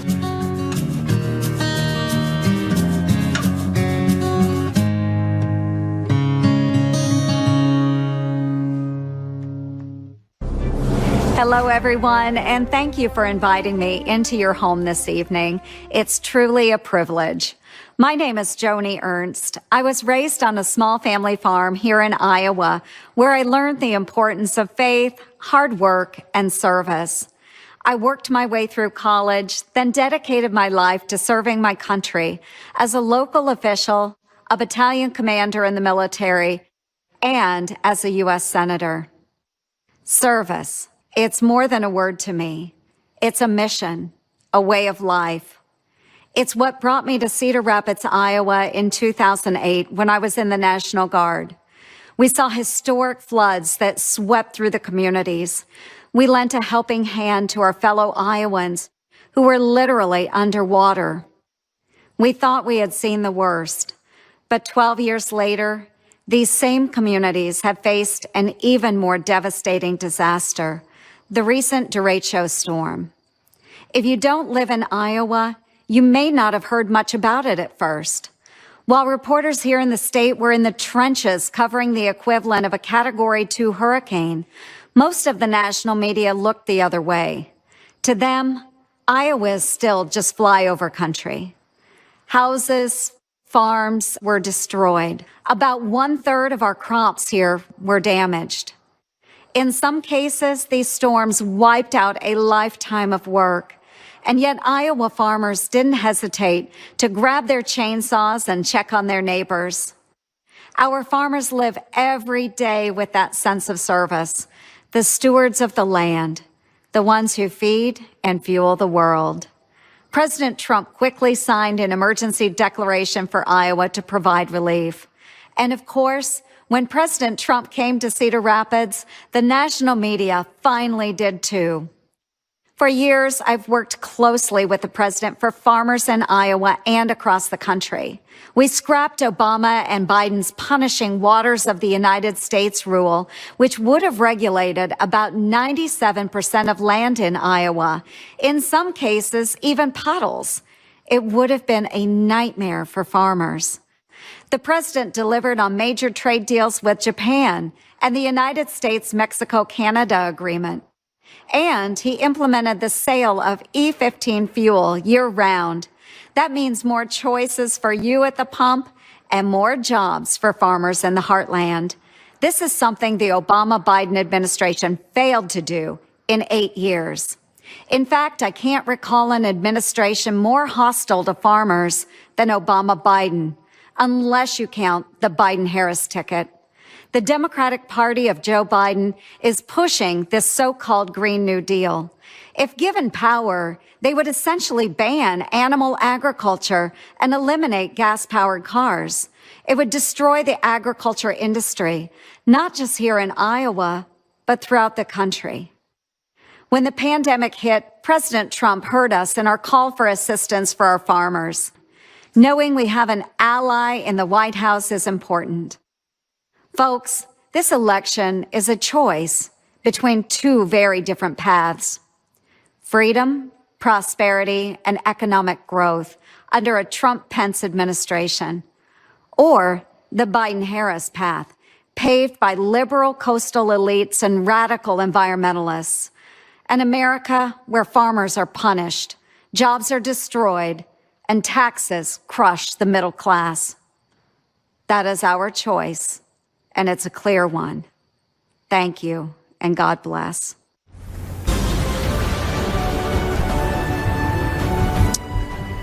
Ladies and gentlemen, I'm Burgess Owens. Shackled in the belly of a slave ship, an 8-year-old boy named Silas Burgess came to America to be sold on an auction block. By the grace of God and the courage of slaves who believed in freedom, Silas escaped through the Underground Railroad and settled in the great state of Texas. He went on to become a successful entrepreneur. He built his community's first church, first elementary school, and purchased 102 acres of farmland, which he paid off in 2 years. I'm here today, a candidate for Congress, because of my great-great-grandfather, Silas Burgess. I was raised in the South during the days of Jim Crow and the KKK. Even through the challenges of segregation, we were taught that anything is possible in America. When I was 22 years old, I thought all my dreams had come true when I was drafted by the New York Jets. 10 years later, with a Pro Bowl nod and a Super Bowl championship under my belt, I left the NFL to start a business. I thought I could never fail, but years later I did, and I lost everything. As I moved my family of 6 into a 1-bedroom basement apartment in Brooklyn, New York, I had a choice to make: to feel sorry for myself or get to work. I worked as a chimney sweep during the day and a security guard at night. It was humbling to be recognized cleaning a chimney by someone who once cheered me as an NFL fan. But those hard days would pay off, and eventually I started a rewarding career in the corporate world. We live in a country where we're encouraged to dream big, where second chances are at the core of our American DNA. We don't hear that same message from Nancy Pelosi's Congress. Career politicians, elitists, and even a former bartender want us to believe it's impossible. They want us to believe that what I did, what my great-great-grandfather did, is impossible for ordinary Americans. As patriots, we know better. This November, we stand at a crossroad. Mobs torch our cities while popular members of Congress promote the same socialism that my father fought against in World War II. We have a Democratic candidate for president who says that I'm not black if I don't vote for him. Now more than ever, we need leaders who stand by their principles and won't compromise their values for political opportunities. Now more than ever, we need leaders who will stand up to the lawlessness supported by the radical left. This November, we have an opportunity to reject the mob mentality and once again be the America that my great-great-grandfather believed in. During the Trump administration, business ownership among blacks, Hispanics, and females have reached all-time highs. Those same groups enjoyed record low unemployment and unprecedented prosperity. And we're just getting started. I'm running for Congress because we don't need more career politicians. We need a few more chimney sweeps. We need more leaders like President Trump who understand the freedoms that make up the fabric of America. My fellow Americans, specifically my Democrat and independent friends, it is now time for us to unite and put aside partisan barriers. Help us win back the House, keep the Senate, and give our president 4 more years, and I promise you, we will make you proud. Thank you, and God bless the United States of America.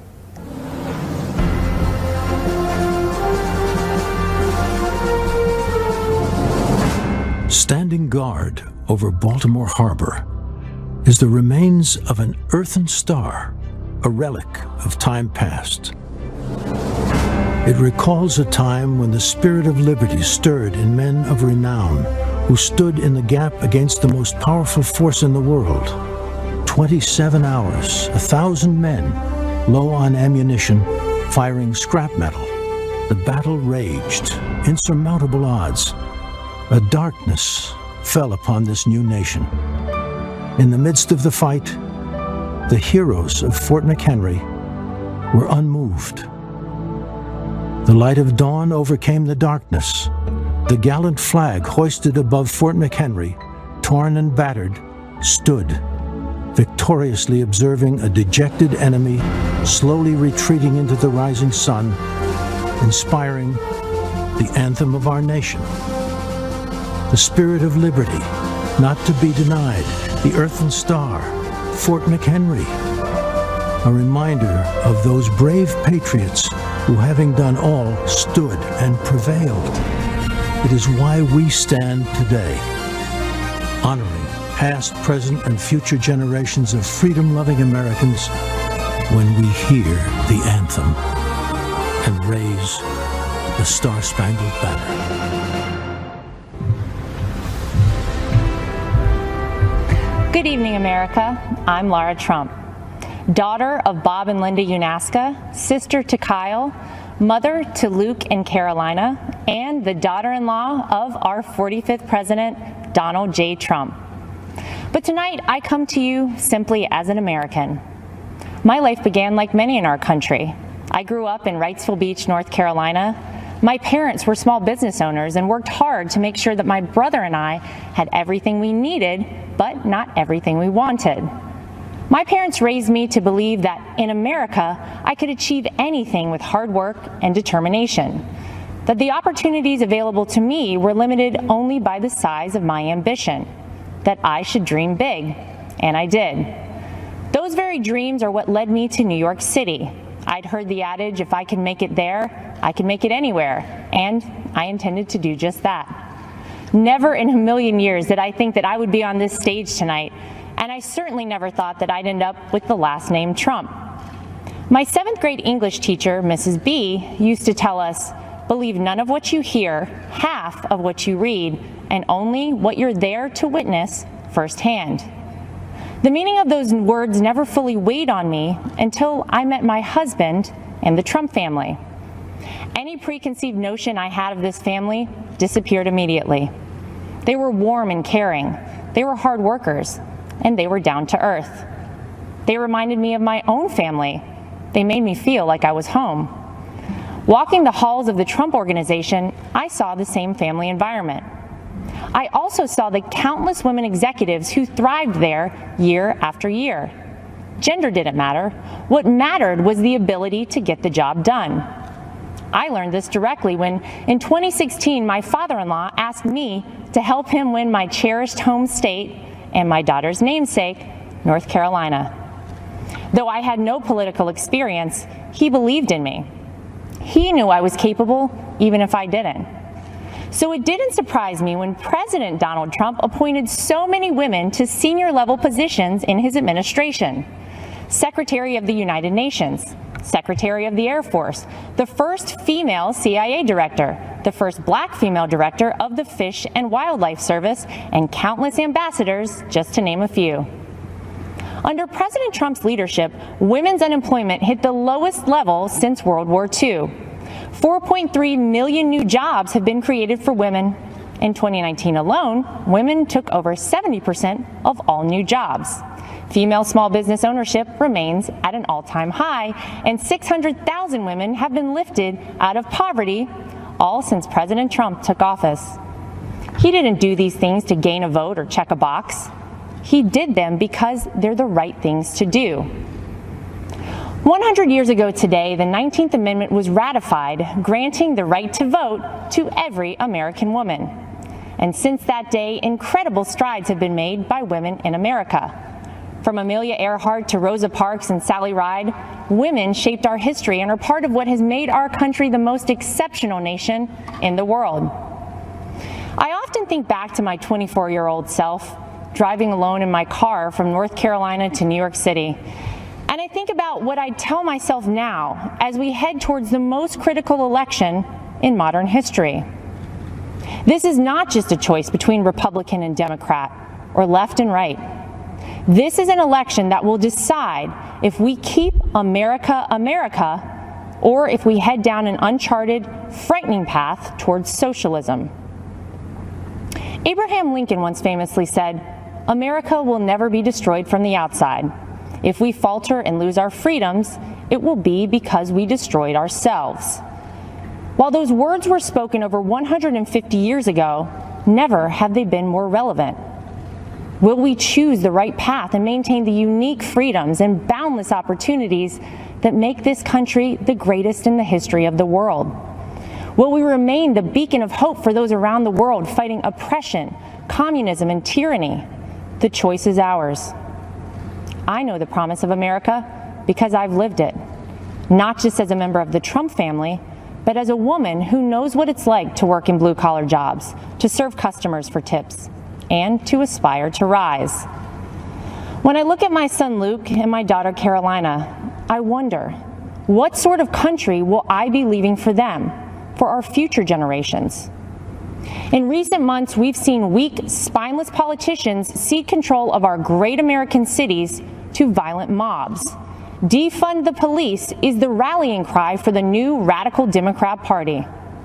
Joe Biden will not do what it takes to maintain order, to keep our children safe in our neighborhoods and in their schools, to restore our American way of life. We cannot dare to dream our biggest dreams for ourselves or for our children while consumed by worry about the safety of our families. President Trump is the law and order president, from our borders to our backyards. President Trump will keep America safe. President Trump will keep America prosperous. President Trump will keep America America. If you're watching tonight and wrestling with your vote on November 3rd, I implore you, tune out the distorted news and biased commentary and hear it straight from someone who knows. I wasn't born a Trump. I'm from the South. I was raised a Carolina girl. I went to public schools and worked my way through a state university. Mrs. B from my 7th grade English class was right. What I learned about our president is different than what you might have heard. I learned that he's a good man, that he loves his family, that he didn't need this job, that no one on earth works harder for the American people, that he's willing to fight for his beliefs and for the people and the country that he loves. He is a person of conviction. He is a fighter and will never stop fighting for America. He will uphold our values. He will preserve our families. And he will build upon the great American edict that our union will never be perfect until opportunity is equal for all, including and especially for women. Our 40th president, Ronald Reagan, said it best: "The dreams of people may differ, but everybody wants their dreams to come true." And America, above all places, gives us the freedom to do that. It's up to us to keep this country a place where no dream is out of reach for our children and generations beyond. To my father-in-law, thank you for believing in me. Thank you for bravely leading this country, and thank you for continuing to fight every day for America. May God bless and protect the Gulf states in the path of the hurricane. May God bless our troops, and may God continue to bless this incredible country.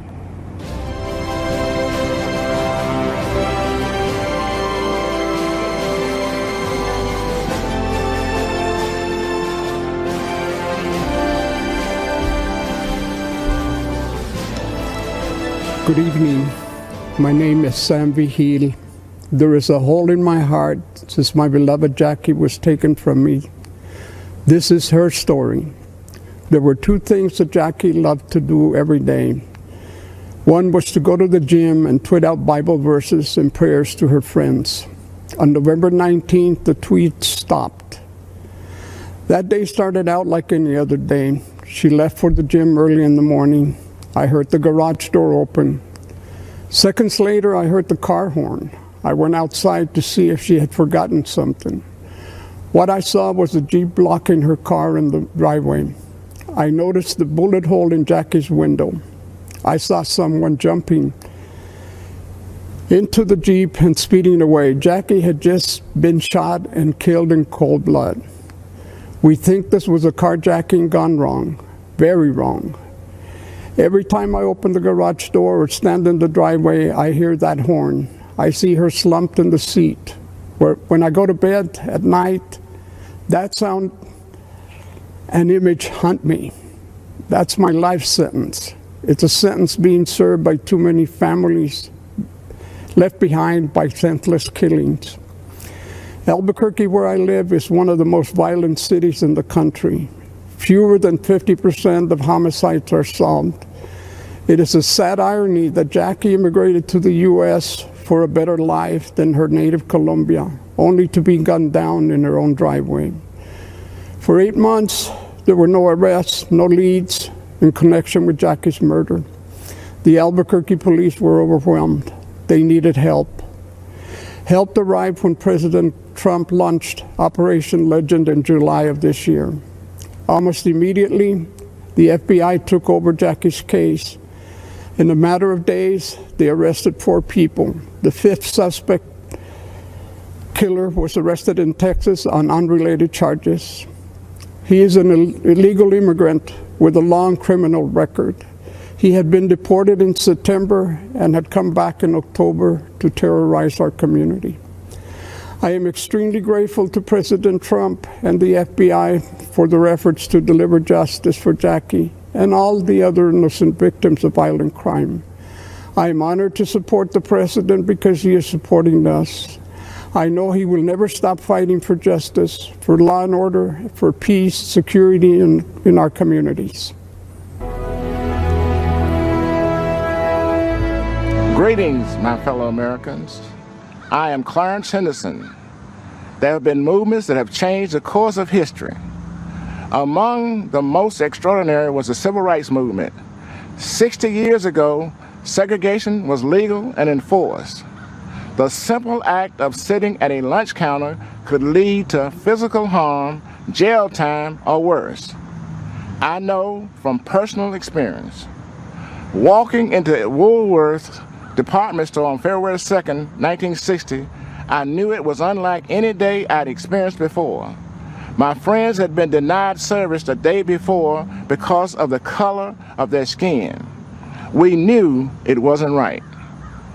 But when we went back the next day, I didn't know whether I was going to come out in a vertical or prone position, in handcuffs or on a stretcher, or even in a body bag. By sitting down to order a cup of coffee, we challenged injustice. We knew it was necessary, but we didn't know what would happen. We faced down the KKK. We were cursed at and called all kinds of names. They threatened to kill us, and some of us were arrested, but it was worth it. Our actions inspired similar protests throughout the South against racial injustice. And in the end, segregation was abolished, and our country moved a step closer to true equality for all. That's what actual peaceful protest can accomplish. America isn't perfect. We're always improving, but the great thing about this country is that it's not where you come from, it's where you're going. I was born on what some would call the wrong side of the tracks. I don't even have a birth certificate. I never attended an integrated school, and am the only one out of my immediate family who graduated from college, an HBCU. I'm a military veteran and a civil rights activist. And you know what else? I'm a Republican, and I support Donald Trump. If that sounds strange, you don't know your history. It was the Republican Party that passed the 13th Amendment, abolishing slavery. It was a Republican Party that passed the 14th Amendment, giving black men citizenship. It was the Republican Party that passed the 15th Amendment, giving black men the right to vote. Freedom of thought is a powerful thing. There are Americans, voters all over the country, who media is trying to convince to conform to the same old Democratic talking points. You know what that'll get you? The same old results. Joe Biden had the audacity to say, if you don't vote for him, you ain't black. Well, to that I say, if you do vote for Biden, you don't know history. Donald Trump is not a politician. He's a leader. Politicians are a dime a dozen. Leaders are priceless. The record funding Trump gave HBCUs is priceless too. So are the record number of jobs he created for the black community, and the investment he drove into our neighborhoods with tax incentives in opportunity zones. And so are the lives he restored by passing criminal justice reform, where 91% of the inmates released are black. These achievements demonstrate that Donald Trump truly cares about black lives. His policies show his heart. He has done more for black Americans in 4 years than Joe Biden has done in 50. Donald Trump is offering real and lasting change, an unprecedented opportunity to rise, a country that embraces the spirit of the civil rights movement of the 60s, a place where people are judged by the content of their character, their talents and abilities, not by the color of their skin. This is the America I was fighting for 60 years ago. This is the America Donald Trump is fighting for today. Let's all join in this fight for re-electing President Trump on November 3rd. Thank you.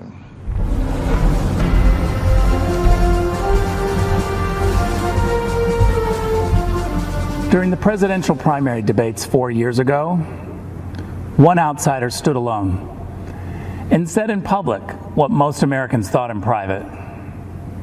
It was 14 years after the start of the war in Afghanistan and 12 years after the invasion of Iraq, where thousands of American troops had died and trillions in taxpayer dollars had been spent. And yet no candidate could bring themselves to admit that something had gone badly wrong with American foreign policy. That the American voter, the American soldier, and the American taxpayer had all been let down. Except for one, Donald Trump. He called America's endless wars what they were, a disaster. The media was shocked because Donald Trump was running as a Republican. And yet he said out loud what we all knew, that American foreign policy was failing to make Americans safer. After the end of the Cold War, Democrats and Republicans in Washington bought into the illusion that the whole world would start to resemble America. And so they started to pursue unlimited globalization. They welcomed China into the World Trade Organization. They engaged in nation building in Afghanistan and tried to export democracy to Iraq. They signed a nuclear deal with Iran and a global climate agreement in Paris. But they didn't ground any of it in the interests of the average American. So for decades, while Washington politicians built a global system, American wages stagnated. Our great cities and industries were hollowed out. Entire communities were devastated, and our manufacturing plants were shipped off to China. That's what happened when Washington stopped being the capital of the United States and started being the capital of the world. As U.S. ambassador to Germany, I had a front row seat to Donald Trump's America First foreign policy. I wish every American could see how President Trump negotiates on their behalf. I've watched President Trump charm the Chancellor of Germany while insisting that Germany pay its NATO obligations. I was proud to witness President Trump say to foreign leaders, "I don't blame you for wanting America to pay for your security. I actually respect you for out-negotiating the presidents before me. But it stops with me. I won't let the American taxpayer be taken advantage of." Donald Trump's administration has always made clear that our priority is the American people's security. That's the job of all leaders, to put their people first. And we've seen how this strategy has succeeded. In 4 short years, Donald Trump has led even some Washington Democrats to agree on the Chinese threat, on trade deals that benefit America first, on alliances that share responsibility. In 4 years, Donald Trump didn't start any new wars. He brought troops home. He rebuilt the military and signed peace deals that make Americans safer. The Washington elites want you to think this kind of foreign policy is immoral, and so they call it nationalist. That tells you all you need to know. The DC crowd thinks when they call Donald Trump a nationalist, they're insulting him, as if the American president isn't supposed to base foreign policy on America's national interests. A return to the Biden way of thinking means America gives the radical terrorist regime in Tehran a plane load of cash in the middle of the night. Well, you see, President Trump also sent an aircraft in the middle of the night to deal with Iran. But that plane was on a different mission. An airstrike to take out the head of Iran's terror machine who plotted the deaths of Americans. But we also must be clear that when those who seek freedom take tremendous personal risk in places like Hong Kong, Tehran, or Minsk, there is no doubt who President Trump's administration supports. We will always stand with the people who fight for their God-given freedoms. Don't be fooled. The Washington establishment is trying to sell you on their candidate. Joe Biden was first elected to the Senate in 1972, 48 years ago. Well, it's actually the typical Washington story. Just this year, 22 Democrats ran for president. They rejected all of the outsiders and nominated the ultimate Washington insider, someone they had to pull out of retirement. Every time Joe Biden offers a new idea, you should ask yourself, why didn't he try that over the last 48 years? Today, the Democrats blame a global pandemic that started in China on President Trump. And they still blame Russia for Hillary Clinton's loss in 2016. As acting director of national intelligence, I saw the Democrats' entire case for Russian collusion. And what I saw made me sick to my stomach. The Obama-Biden administration secretly launched a surveillance operation on the Trump campaign and silenced the many brave intelligence officials who spoke up against it. They presented bogus information as facts. They lied to judges. Then they classified anything that undermined their case. And after Donald Trump won the election, when they should have continued the American tradition of helping the president-elect transition into the White House, they tried instead to undercut him even more. Former Vice President Joe Biden asked intelligence officials to uncover the hidden information on President Trump's incoming national security advisor 3 weeks before the inauguration. That's the Democrats. Between surveillance, classifications, leaks, and puppet candidates, they never want the American people to know who's actually calling the shots. But with Donald Trump, you always know exactly who is in charge. Because the answer is you. You're in charge. Not lobbyists, not special interests, not warmongers or China sympathizers or globalization fanatics. With Donald Trump and Mike Pence in the White House, the boss is the American people. President Trump rightly calls his foreign policy America First. America First does not advance the interests of one group of Americans at the expense of another. It has no bias about red or blue, educated or not educated, urban or rural. America First is simply the belief that politicians should focus on the equality and dignity of every American, and that this duty is fulfilled by promoting the safety and wealth of the American people above all else. That's America First. That's the Trump doctrine. And that, my friends, is 4 more years.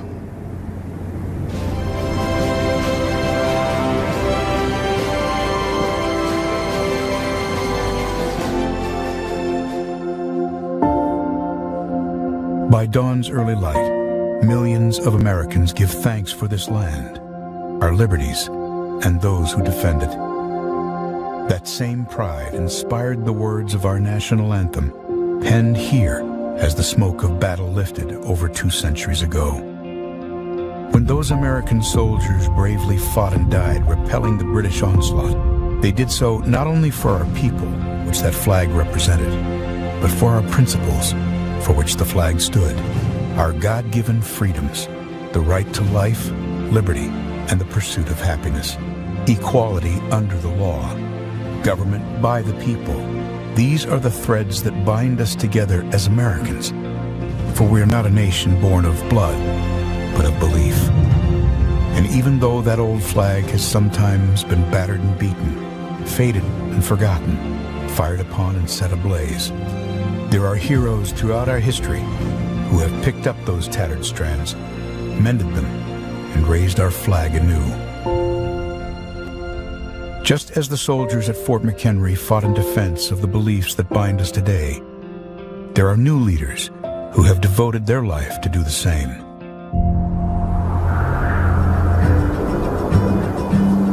Greetings across the amber waves of grain. This is Mike Pence.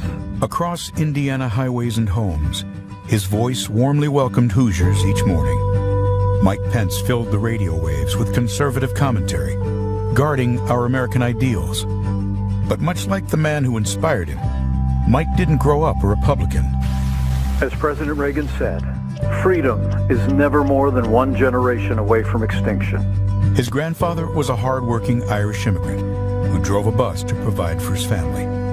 His father served our nation bravely in the Korean War and earned a Bronze Star. Mike was the third of 6 children, raised here in Columbus, Indiana, with a cornfield in his backyard. The foundation of America is freedom, and the foundation of freedom is faith. It was in this small Indiana town his foundation of faith in Jesus Christ was laid. And from that conviction sprung his love of people and service to others. It was at a church service where Mike met the love of his life, Karen. They married and have 3 children, Michael, Charlotte, and Audrey. I'm a Christian, a conservative, and a Republican, in that order. Mike became the president of a free market think tank, the host of a statewide conservative radio show, and then a congressman. In Washington, Mike quickly became known as a foremost defender of freedom. He led conservatives in the fight to protect our time-honored values of family, faith, life, liberty, and limited government. Our nation's strength begins at home, because strong families make a strong America. Mike earned the trust of the people of his state and became the 50th governor of Indiana. He delivered the largest state tax cut in Indiana history, expanded school choice, led the country in manufacturing, and helped more Hoosiers get to work than ever before. But he wasn't through. ABC News has learned that Donald Trump will choose Indiana Governor Mike Pence to be his running mate. I would like to introduce a man who I truly believe will be the next Vice President of the United States, Governor Mike Pence. As our Vice President, Mike Pence has held tightly to those threads of freedom woven through our history. Leading with those principles alongside President Trump, our nation experienced prosperity like never before. He is solid as a rock. He's been a fantastic Vice President. And now, in these uncertain days, we are equipped to overcome. In times of trouble, some call to retreat from those ideals. But Americans throughout history have lifted them in triumph, hope, and resilience. Mike Pence knows those stars and stripes do not merely represent who we are, but more importantly, what we can be. As the sun rises again on America, we lift our eyes to those lofty truths, to guide our country and every one of us to greater heights. In this land of the free and home of the brave. Vice President Mike Pence.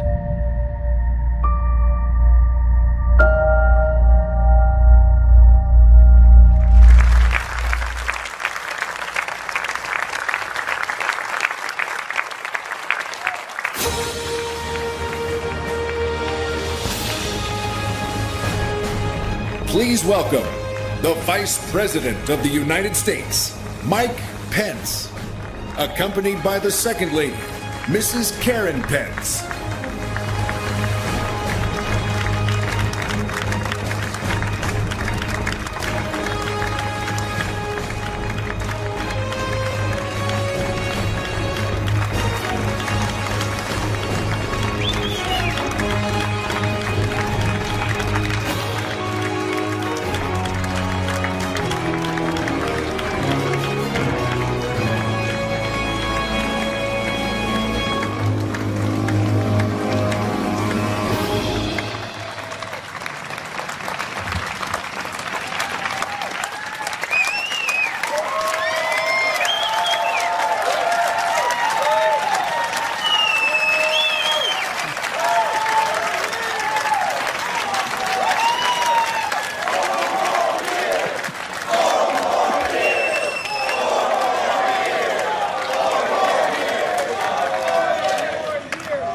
Good evening, America.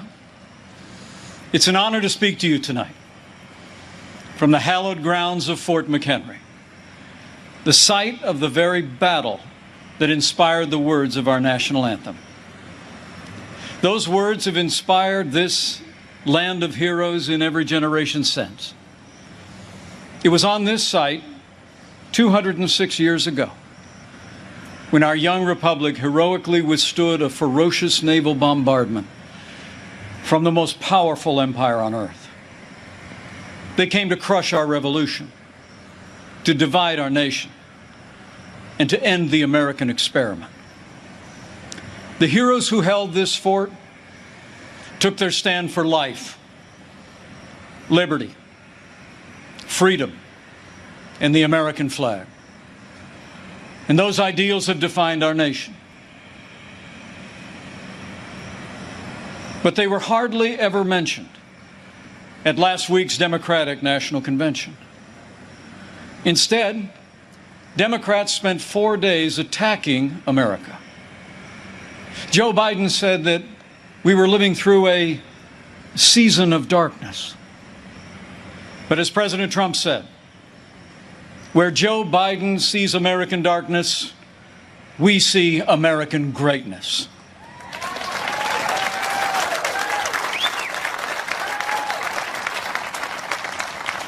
In these challenging times, our country needs a president who believes in America, who believes in the boundless capacity of the American people to meet any challenge, defeat any foe, and defend the freedoms we hold dear.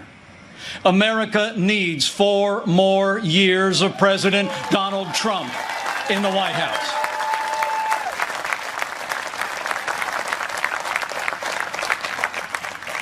Before I go further, allow me to say a word to the families and communities in the path of Hurricane Laura. Our prayers are with you tonight, and our administration is working closely with authorities in the states that will be impacted. FEMA has mobilized resources and supplies for those in harm's way. This is a serious storm, and we urge all those in the affected areas to heed state and local authorities. Stay safe, and know that we'll be with you every step of the way to support, rescue, respond, and recover in the days and weeks ahead. That's what Americans do.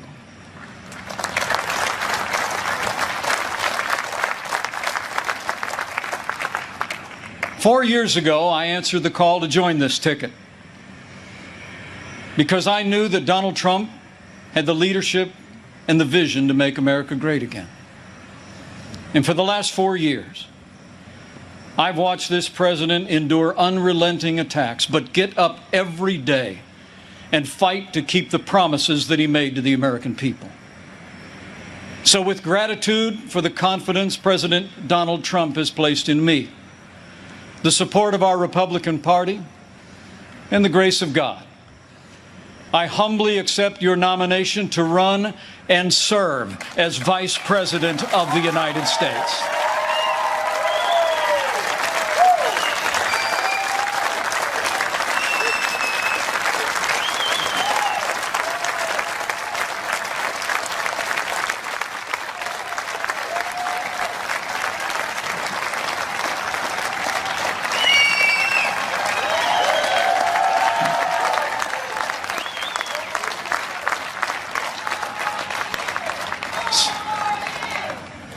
Serving the American people in this office has been a journey I never expected. It's a journey that would not have been possible without the support of my family, beginning with my wonderful wife, Karen.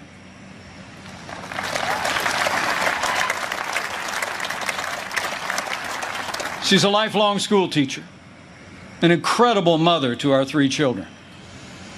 And she is one outstanding Second Lady of the United States. I'm so proud of you. And we couldn't be more proud of our 3 children. Marine Corps Captain Michael J. Pence and his wife, Sarah. Our daughter, Charlotte Pence Bond, an author, and the wife to Lieutenant Henry Bond, who is currently deployed and serving our nation in the United States Navy.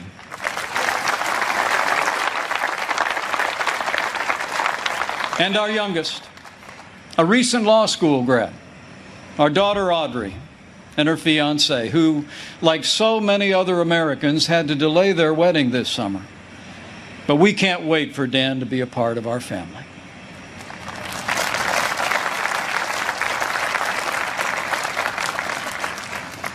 In addition to my wife and kids, the person who shaped my life the most is also with us tonight. My mom, Nancy.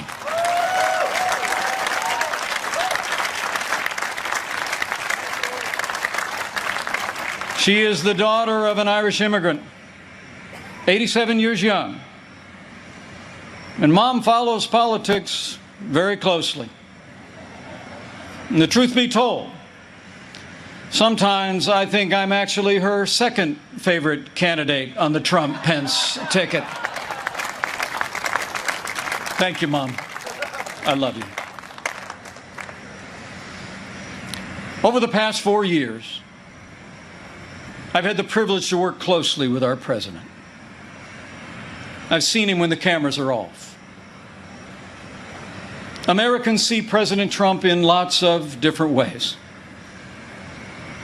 But there's no doubt how President Trump sees America. He sees America for what it is. A nation that has done more good in this world than any other. A nation that deserves far more gratitude than grievance. And if you want a president who falls silent when our heritage is demeaned or insulted, he's not your man.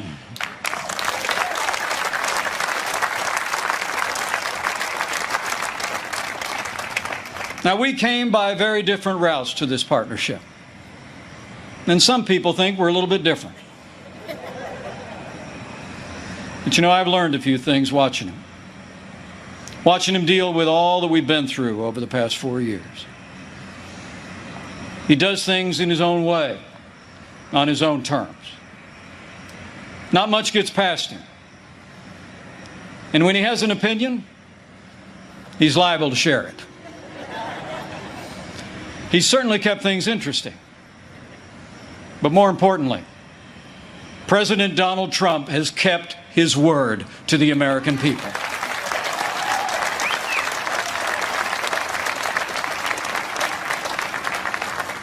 In a city known for talkers, President Trump is a doer.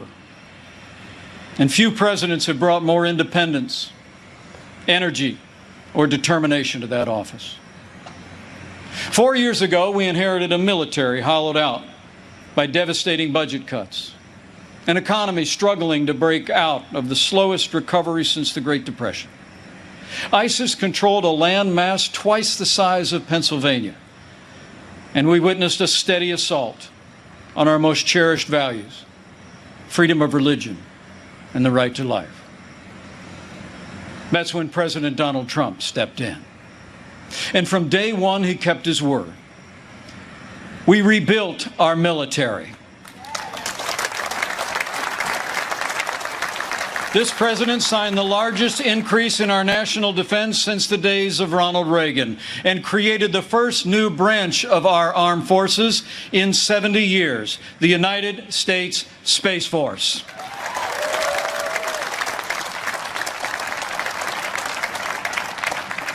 And with that renewed energy, we also returned American astronauts to space on an American rocket for the first time in nearly 10 years.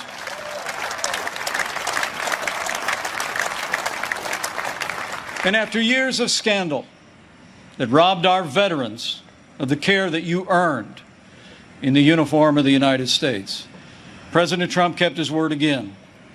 We reformed the VA, and Veterans Choice is now available for every veteran in America.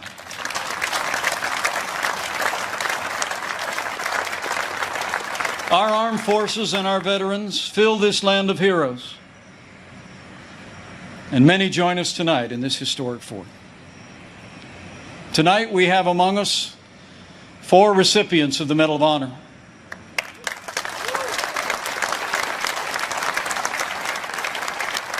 Six recipients of the Purple Heart. A Gold Star mother of a gallant Navy SEAL. And wounded warriors from Soldier Strong, a group that serves our injured veterans every day. We are honored by your presence, and we thank you for your service.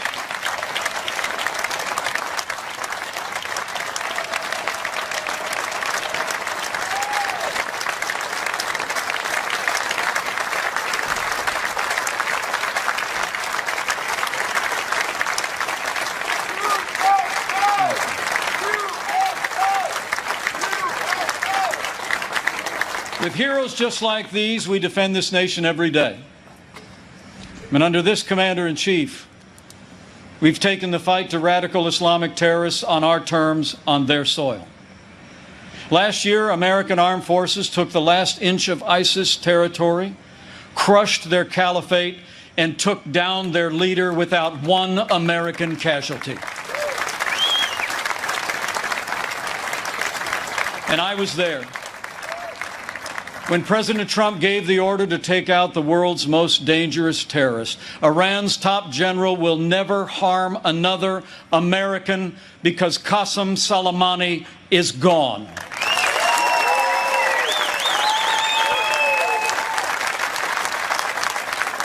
My fellow Americans, you deserve to know. Joe Biden criticized President Trump following those decisions. Decisions to rid the world of two terrorist leaders. But it's not surprising, because history records that Joe Biden even opposed the operation that took down Osama bin Laden. It's no wonder that the Secretary of Defense under the Obama-Biden administration once said that Joe Biden has been, and I quote, wrong on nearly every major foreign policy and national security issue over the past 4 decades. So we've stood up to our enemies, and we've stood with our allies. Like when President Trump kept his word and moved the American embassy to Jerusalem, the capital of the State of Israel, setting the stage for the first Arab country to recognize Israel in 26 years. Closer to home, we appointed more than 200 conservative judges to our federal courts. We supported the right to life and all the God-given liberties enshrined in our Constitution, including the Second Amendment right to keep and bear arms. And when it came to the economy, President Trump kept his word and then some. We passed the largest tax cut and reform in American history. We rolled back more federal red tape than any administration ever had. We unleashed American energy and fought for free and fair trade. And in our first 3 years, businesses large and small created more than 7 million good-paying jobs, including 500,000 manufacturing jobs all across America. Our country became a net exporter of energy for the first time in 70 years. Unemployment rates for African Americans and Hispanic Americans hit the lowest level ever recorded. And on this 100th anniversary of the woman's right to vote, I'm proud to report that under President Donald Trump, we achieved the lowest unemployment rate for women in 65 years. And more Americans working than ever before. In our first 3 years, we built the greatest economy in the world. We made America great again.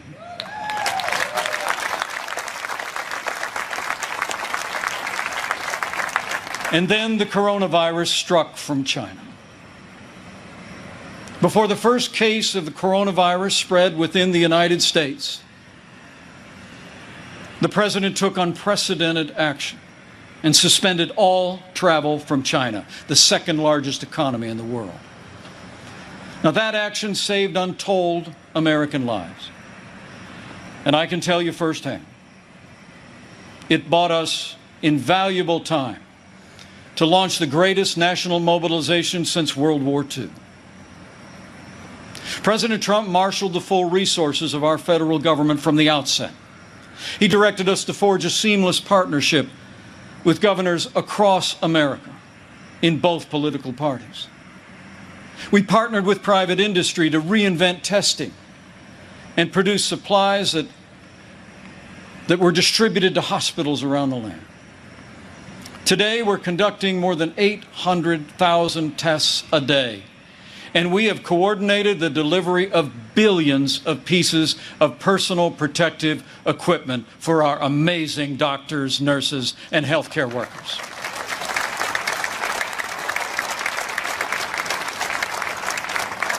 We saw to the manufacture of 100,000 ventilators in 100 days. And no one who required a ventilator was ever denied a ventilator in the United States.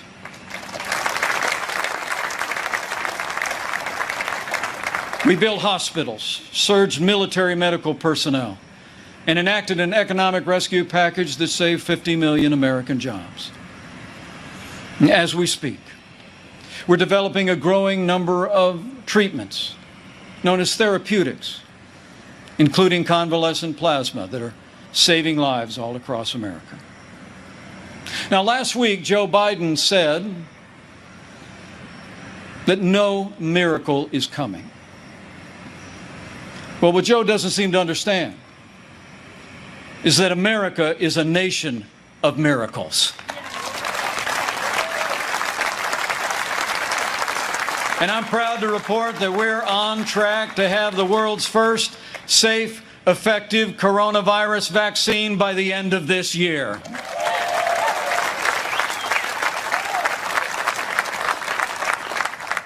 After all the sacrifice in this year like no other, all the hardship, we're finding our way forward again. But tonight, our hearts are with all the families who've lost loved ones and have family members still struggling with serious illness. In this country, we mourn with those who mourn. We grieve with those who grieve. And this night, I know that millions of Americans will pause and pray for God's comfort for each of you. You know, our country doesn't get through such a time unless its people find strength within. The response of doctors, nurses, first responders, farmers, factory workers, truckers, and everyday Americans who put the health and safety of their neighbors first has been nothing short of heroic.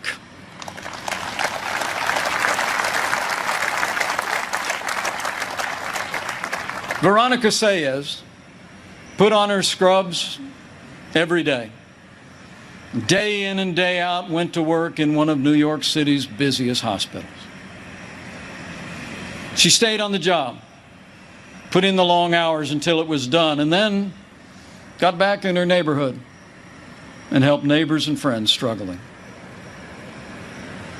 Her brother William is a New York City firefighter. And they're both emblematic of heroes all across this country.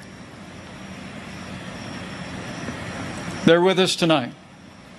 And I say to them and to all of you, you have earned the admiration of the American people, and we will always be grateful for your service and care.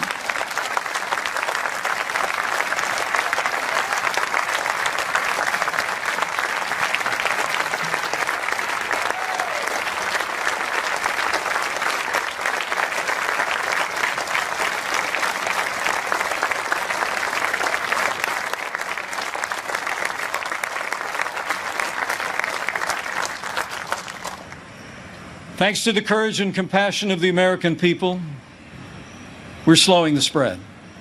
We're protecting the vulnerable. And we're saving lives.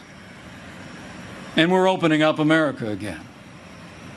Because of the strong foundation that President Trump poured in our first 3 years, we've already gained back 9.3 million jobs in the last 3 months alone.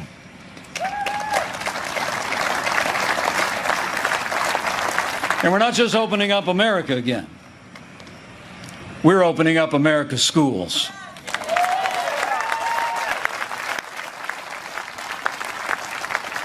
And I'm proud to report that my wife, Karen, that school teacher I've been married to, will be returning to her classroom next week. And so to all of our heroic teachers and faculty and staff, thank you for being there for our kids. We're going to stay with you every step of the way.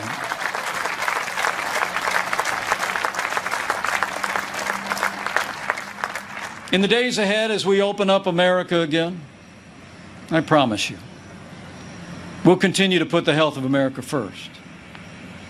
And as we work to bring this economy back, we all have a role to play.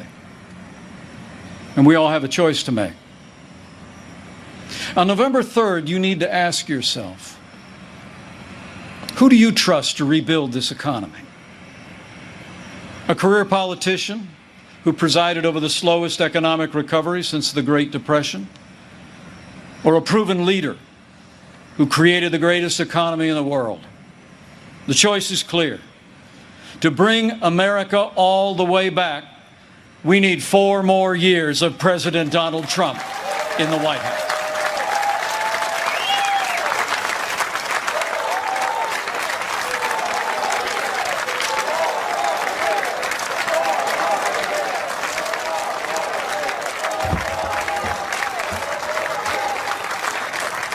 My fellow Americans, we're passing through a time of testing.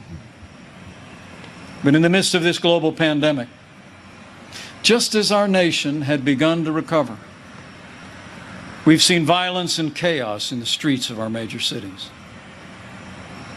President Trump and I will always support the right of Americans to peaceful protest.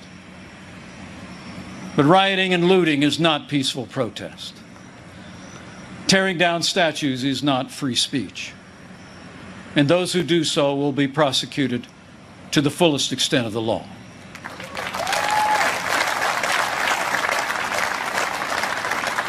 Last week, Joe Biden didn't say one word about the violence and chaos engulfing cities across this country. So let me be clear. The violence must stop, whether in Minneapolis, Portland, or Kenosha.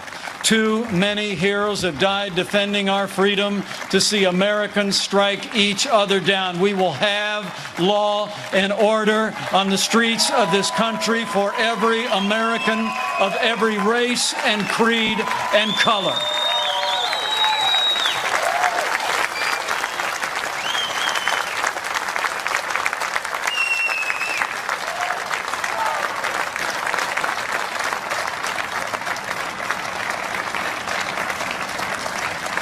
President Trump and I know that the men and women that put on the uniform of law enforcement are the best of us. Every day, when they walk out that door, they consider our lives more important than their own. People like Dave Patrick Underwood, an officer in the Department of Homeland Security's Federal Protective Service,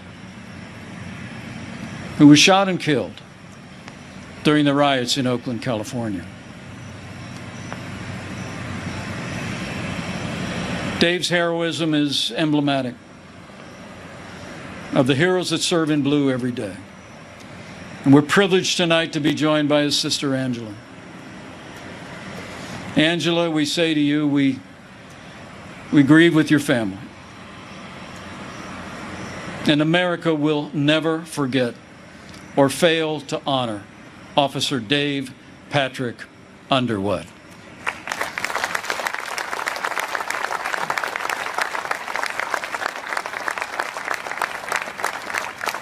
The American people know we don't have to choose between supporting law enforcement and standing with our African American neighbors to improve the quality of their lives, education, jobs, and safety. And from the first days of this administration, we've done both. And we will keep supporting law enforcement and keep supporting our African American and minority communities across this land for 4 more years.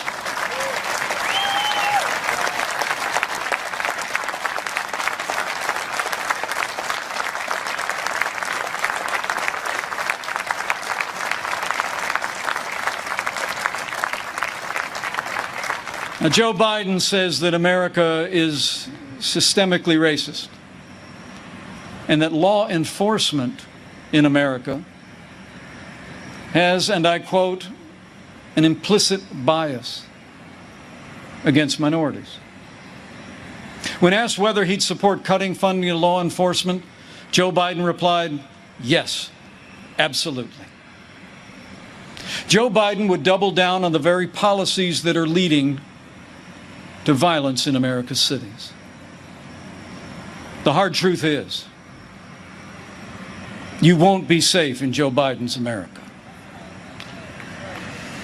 And under President Trump, we will always stand with those who stand on the thin blue line, and we're not going to defund the police, not now, not ever.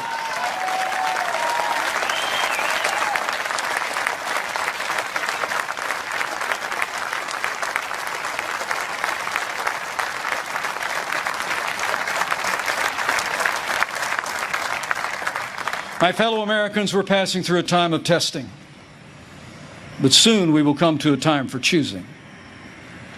Joe Biden has referred to himself as a transition candidate, and many were asking, transition to what? But last week, Democrats didn't talk very much about their agenda. And if I were them, I wouldn't either. I mean, Bernie Sanders did tell his followers that Joe Biden would be the most liberal president in modern times. In fact, he said, and I quote, that many of the ideas he fought for, that just a few years ago were considered radical, are now mainstream in the Democratic Party. At the root of their agenda is the belief that America is driven by envy, not aspiration. That millions of Americans harbor ill will toward our neighbors instead of loving our neighbors as ourselves. The radical left believes that the federal government must be involved in every aspect of our lives to correct those American wrongs.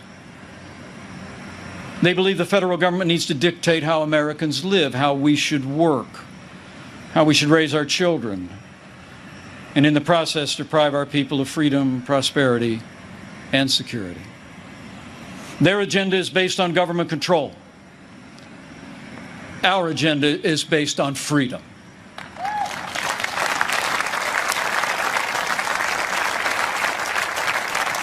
Where President Trump cut taxes, Joe Biden wants to raise taxes by nearly $4 trillion. Where this president achieved energy independence for the United States, Joe Biden would abolish fossil fuels, end fracking, and impose a regime of climate change regulations that would drastically increase the cost of living for working families. Where we fought for free and fair trade, and this president stood up to China and ended the era of economic surrender, Joe Biden has been a cheerleader for communist China. He wants to repeal all the tariffs that are leveling the playing field for American workers. And he actually criticized President Trump for suspending all travel to China at the outset of this pandemic. Joe Biden is for open borders, sanctuary cities, free lawyers and health care for illegal immigrants. And President Trump, he secured our border and built nearly 300 miles of that border wall. Joe Biden wants to end school choice. And President Trump believes that every parent should have the right to choose where their children go to school, regardless of their income or area code. President Trump has stood without apology for the sanctity of human life every day of this administration. Joe Biden, he supports taxpayer funding of abortion right up to the moment of birth. When you consider their agenda, it's clear. Joe Biden would be nothing more than a Trojan horse for the radical left. The choice in this election has never been clearer, and the stakes have never been higher. Last week, Joe Biden said democracy's on the ballot. And the truth is, our economic recovery is on the ballot. Law and order are on the ballot.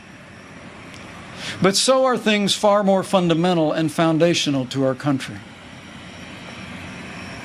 In this election, it's Not so much whether America will be more conservative or more liberal, more Republican or more Democrat. The choice in this election is whether America remains America. It's whether we will leave to our children and our grandchildren a country grounded in our highest ideals of freedom, free markets, and the unalienable right to life and liberty, or whether we will leave them a country that's fundamentally transformed into something else. We stand at a crossroads, America. President Trump has set our nation on a path of freedom and opportunity. Joe Biden would set America on a path of socialism and decline. But we're not going to let it happen.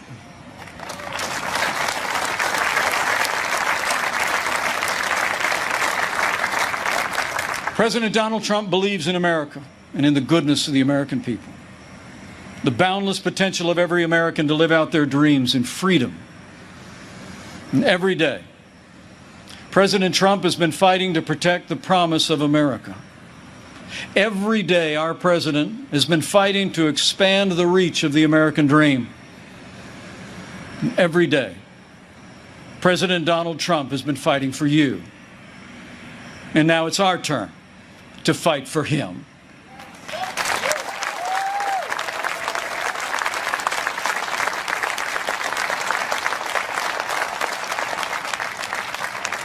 On this night in the company of heroes, I'm deeply grateful. Deeply grateful for the privilege of serving as Vice President of this great nation and to have the opportunity to serve again. I pray to be worthy of it, and I will give that duty all that's in me. In the year 2020, the American people have had more than our share of challenges.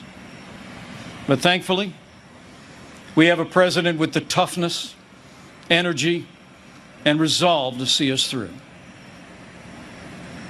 Now, those traits actually run in our national character.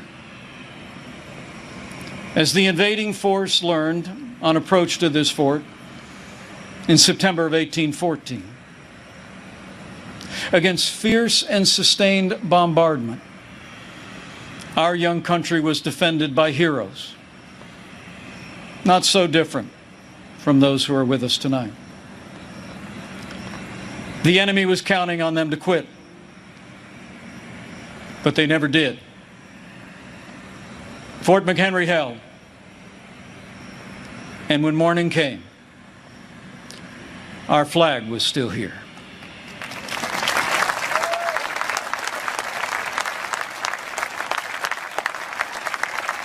My fellow Americans, we're going through a time of testing. But if you look through the fog of these challenging times, you will see our flag is still there today.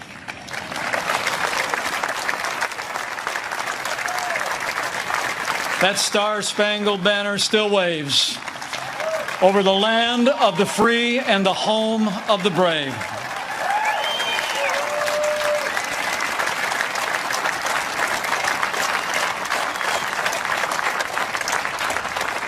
From these hallowed grounds, American patriots in generations gone by did their part to defend freedom.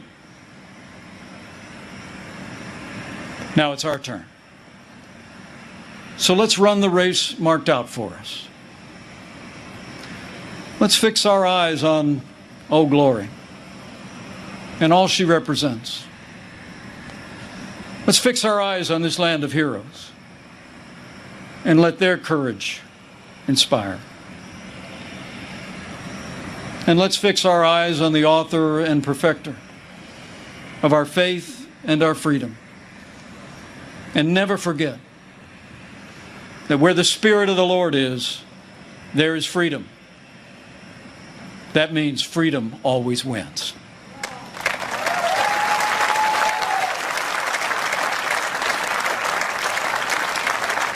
My fellow Americans, thank you for the honor of addressing you tonight and the opportunity to run and serve again as your Vice President.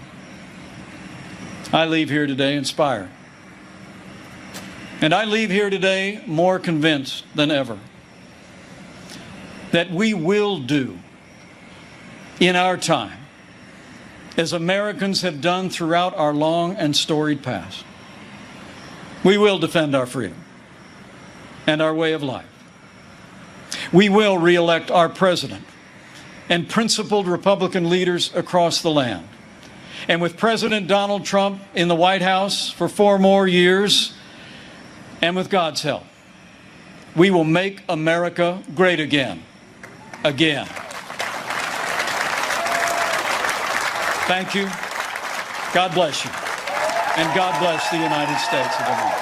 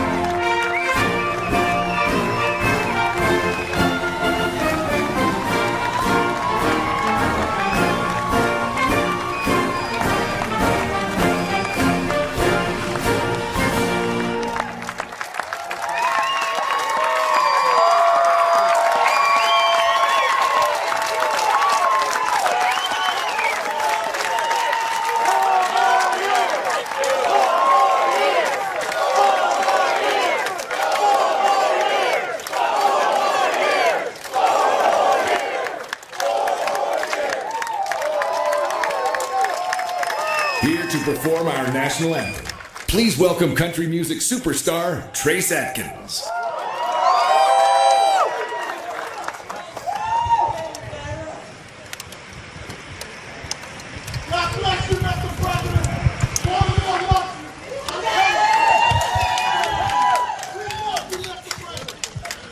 Oh, say, can you see by the dawn's early light what so proudly we hailed at the twilight's last gleaming, whose broad stripes and bright stars through the perilous fight o'er the ramparts we watched were so gallantly streaming, and the rocket's red glare, the bombs bursting in air, gave proof through the night that our flag was still there. Oh, say does that star-spangled banner yet wave o'er the land of the free and the home